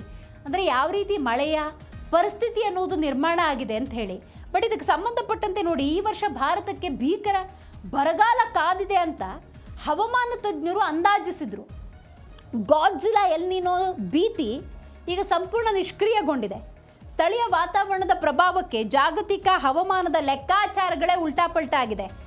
ರೈಟ್ ನಾವು ಕೂಡ ಈಗ ನೋಡಿ ಸ್ಯಾಟಲೈಟ್ ಪಿಕ್ಚರ್ಸನ್ನು ನಿಮ್ಮ ಮುಂದೆ ನಾವು ಇಡ್ತಾ ಇದ್ದೀವಿ. ಯಾಕಂದರೆ ಇದು ಸ್ಯಾಟಲೈಟ್ನ ಪಿಕ್ಚರ್ಸ್. ಇಸ್ರೋ ಕೂಡ ಹವಾಮಾನಕ್ಕೆ ಸಂಬಂಧಪಟ್ಟಂಥ ವಾಸ್ತವತೆಯನ್ನು ನಿಮ್ಮ ಮುಂದಿಡೋ ಪ್ರಯತ್ನ ಮಾಡಿದೆ. ನೋಡಿ, ಆ ಫೋಟೋಸನ್ನು ಗಮನಿಸಿದ್ರೆ ಯಾವ ರೇಖೆಗಳು ಕೂಡ ಕಾಣ್ತಾ ಇಲ್ಲ. ಅಕ್ಷಾಂಶ, ರೇಖಾಂಶ, ಗಡಿ ರೇಖೆಗಳು ಕಾಣ್ತಾ ಇಲ್ಲ. ಸುಮಾರು 12ರಿಂದ 16 ಕಿಲೋಮೀಟರ್ ವ್ಯಾಪಿಸಿದೆ ಮೋಡಗಳು ಅನ್ನೋದಾದರೆ ಎಂಥ ಒಂದು ಪ್ರಚಂಡ ಮಳೆ ಬರಬಹುದು. ಬಟ್ ವಾಸ್ತವದಲ್ಲಿ ನೋಡ್ತಾ ಹೋಗೋದಾದರೆ ಉತ್ತರ ಭಾರತದಲ್ಲಿ ಮಳೆಯ ಪ್ರಮಾಣ ಇದ್ರೂ ಕೂಡ ದಕ್ಷಿಣದಲ್ಲಿ ಅಂತ ಯಾವುದೇ ರೀತಿಯ ಗೋಚರಗಳು ಲಭ್ಯ ಆಗ್ತಾ ಇಲ್ಲ. ಇನ್ನು ಅಸ್ಸಾಂ ಮತ್ತು ಗುಜರಾತ್ನಲ್ಲಿ ಜಲಪ್ರಳಯ. ಹೌದು, ಅಲ್ಲಿ ಪರಿಸ್ಥಿತಿ ಹಾಗೇ ಇದೆ. ಯಾಕಂದರೆ ಜನಜೀವನ ಸಂಪೂರ್ಣವಾಗಿ ಅಸ್ತವ್ಯಸ್ತ ಆಗಿದೆ. ಈಗೇನು ನಾವು ವೆದರ್ ರಿಪೋರ್ಟ್, ಮೋಡಗಳ ಸಂಪೂರ್ಣ ಚಿತ್ರಣವನ್ನು ನಿಮ್ಮ ಮುಂದೆ ಇಡ್ತಾ ಇದ್ದೀವಿ, ಅಂಥ ಒಂದು ಪರಿಸ್ಥಿತಿ ಈಗಾಗಲೇ ಗುಜರಾತಲ್ಲಿರ್ಬೋದು, ಅಸ್ಸಾಂ ಇರ್ಬೋದು, ಜಮ್ಮು ಕಾಶ್ಮೀರದಲ್ಲಿ ಎದುರಿಸುವಂತಹ ಪರಿಸ್ಥಿತಿ ನಿರ್ಮಾಣವಾಗಿದೆ. ಈಗ ರಸ್ತೆ ಇದೆ ಅಂತ ಹೇಳಿದ್ರೆ ರಸ್ತೆಯ ನಡುವೆ ಭೀಕರವಾದಂತಹ ಪರಿಸ್ಥಿತಿ ನಿರ್ಮಾಣವಾಗಿದೆ. ಸಂಪರ್ಕಗಳೇ ಕಡಿತಗೊಳ್ತಾ ಇದೆ. ಅಸ್ಸಾಂನಲ್ಲಿ ಭೀಕರ ಪ್ರವಾಹಕ್ಕೆ 41 ಮಂದಿ ಸಾವಿಗೀಡಾಗಿದ್ದಾರೆ. ನೋಡಿ, ಆ ದೃಶ್ಯಾವಳಿಯಲ್ಲಿ ಗಮನಿಸಿದ್ರೆ ಗೊತ್ತಾಗುತ್ತೆ, ಅದು ರಸ್ತೆಯೋ ನದಿಯೋ ಯಾವುದೂ ಕೂಡ ಗೊತ್ತಾಗೋದಿಲ್ಲ ಅಂತ ಒಂದು ಪರಿಸ್ಥಿತಿ ನಿರ್ಮಾಣವಾಗಿದೆ. ನೋಡಿ, ಅಸ್ಸಾಂನ ಭೀಕರ ಪ್ರವಾಹಕ್ಕೆ 41 ಮಂದಿ ಸಾವಿಗೀಡಾಗಿದ್ದಾರೆ. 80ಕ್ಕೂ ಹೆಚ್ಚು ಜನ ನಾಪತ್ತೆ.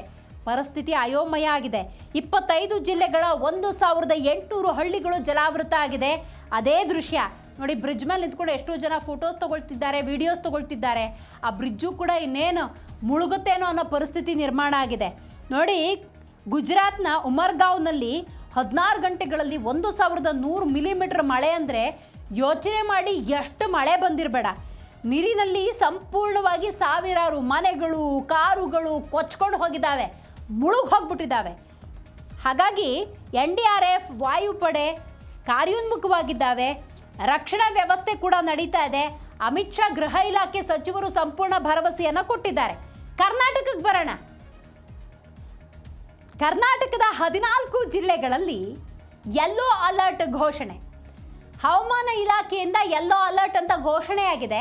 ವಾಸ್ತವದಲ್ಲಿ ನಾವು ನೋಡೋದಾದರೆ ಹಲವು ಕಡೆ ಮಳೆ ಆಗ್ತಾ ಇದ್ರೆ, ಇನ್ನೊಂದಷ್ಟು ಕಡೆ ಅನಾವೃಷ್ಟಿ, ಒಂದು ಹನಿ ಮಳೆ ಬಿದ್ದಿಲ್ಲ. ಆದರೆ ಕರಾವಳಿ, ಮಲೆನಾಡು, ಉತ್ತರ ಒಳನಾಡಿನಲ್ಲಿ ಭಾರಿ ಮಳೆಯ ಮುನ್ಸೂಚನೆಯನ್ನು ಹವಾಮಾನ ಇಲಾಖೆಯ ಕೊಟ್ಟಿದೆ. ಅಧಿಕೃತ ಮಾಹಿತಿ ಇದು. ಬೆಳಗಾವಿಯಲ್ಲಿ ಕೃಷ್ಣಾ ನದಿಯ ಅಬ್ಬರ ಜೋರಾಗಿದೆ. ಬಿಕಾಸ್ ಮಹಾರಾಷ್ಟ್ರದ ಪಶ್ಚಿಮ ಘಟ್ಟಗಳಲ್ಲಿ ಅತಿ ಹೆಚ್ಚು ಮಳೆಯಾದಾಗ ಇಲ್ಲಿ ಸಹಜವಾಗಿ ಮಳೆಯಾಗುತ್ತೆ. ಇನ್ನು ಚಿಕ್ಕೋಡಿ ವ್ಯಾಪ್ತಿಯ 5 ಸೇತುವೆಗಳು ಜಲಾವೃತಗೊಂಡಿದ್ದಾವೆ. ಇನ್ನು ಮಲೆನಾಡು ಭಾಗ ಅಂತ ನಾವು ತಗೊಳ್ಳೋದಾದರೆ ಶಿವಮೊಗ್ಗ, ಚಿಕ್ಕಮಗಳೂರು, ಶಿವಮೊಗ್ಗ ಈ ಭಾಗದಲ್ಲಿ ಭಾರಿ ಮಳೆಯಾಗುವಂತಹ ಮುನ್ಸೂಚನೆಯನ್ನು ಕೊಡಲಾಗಿದೆ. ಕರಾವಳಿ ಭಾಗದಲ್ಲೂ ಕೂಡ ಅತಿ ಹೆಚ್ಚು ಮಳೆಯಾಗುತ್ತೆ ಎನ್ನುವಂಥ ಸ್ಪಷ್ಟ ಸಂದೇಶವನ್ನು ಹವಾಮಾನ ಇಲಾಖೆ ಕೊಟ್ಟಿದೆ. ವಾಸ್ತವದಲ್ಲಿ ಕರ್ನಾಟಕದ ಪರಿಸ್ಥಿತಿ ಹೆಂಗಾಗಿದೆ ಅಂತ ಹೇಳಿದ್ರೆ, ಒಂದಷ್ಟು ಕಡೆ ಭಾರಿ ಮಳೆ ಇದ್ದರೆ ಮಗದಷ್ಟು ಕಡೆ ನೀವು ಗಮನಿಸಬಹುದು ಒಂದು ಹನಿ ಕೂಡ ಮಳೆ ಬಿದ್ದಿಲ್ಲ. ಅಂತಹ ಒಂದು ಪರಿಸ್ಥಿತಿ ನಿರ್ಮಾಣವಾಗಿದೆ. ರೈಟ್, ಇವತ್ತಿನ DNA ಅಂತಾರಾಷ್ಟ್ರೀಯ ಯುದ್ಧದ ಸಂದರ್ಭದಲ್ಲಿ ಡೊನಾಲ್ಡ್ ಟ್ರಂಪ್ ಯುದ್ಧ ನೀತಿ, ವಿದೇಶಾಂಗ ನೀತಿ, ಆರ್ಥಿಕ ನೀತಿ, ಡೊನಾಲ್ಡ್ ಟ್ರಂಪ್ ಬಗ್ಗೆ ಅಲ್ಲಿನ ಜನ ಯಾವ ಅಭಿಪ್ರಾಯವನ್ನು ವ್ಯಕ್ತಪಡಿಸಿದ್ದಾರೆ, ಪಾಕಿಸ್ತಾನಕ್ಕೆ ವಿಶ್ವಸಂಸ್ಥೆಯಲ್ಲಿ ಭಾರತ ಯಾವ ರೀತಿ ಉತ್ತರವನ್ನು ಕೊಟ್ಟಿದೆ, ಜೊತೆಗೆ ಬ್ರಹ್ಮೋಸ್ ಯಾವ ರೀತಿ ತನ್ನ ಶಕ್ತಿಯನ್ನು ಇನ್ನೂ ಕೂಡ ಹೆಚ್ಚು ಮಾಡಿಕೊಂಡಿದೆ, ವೈಭವ್ ಸೂರ್ಯವಂಶಿ ಇಡೀ ಭಾರತ ಆತನ ಕಡೆ ತಿರುಗಿ ನೋಡುವಂತಹ ಸಾಧನೆಯನ್ನು ಮಾಡಿದ್ದು, ಜೊತೆಗೆ ಭಾರತದ ಹವಾಮಾನ ಪರಿಸ್ಥಿತಿ ಹೇಗಿದೆ ಅನ್ನೋದನ್ನು ಡೀಟೇಲ್ ಆಗಿ ನೀವು ತಿಳ್ಕೊಂಡಿದ್ದೀರಿ ಅಂತ ಭಾವಿಸ್ತಾ ಇವತ್ತಿನ DNA ಮುಗಿಸೋಣ. ನೋಡ್ತಾ ಇರಿ ಜೀ ಕನ್ನಡ ನ್ಯೂಸ್, ಸತ್ಯವೇ ಸುದ್ದಿಯ ಜೀವಾಳ.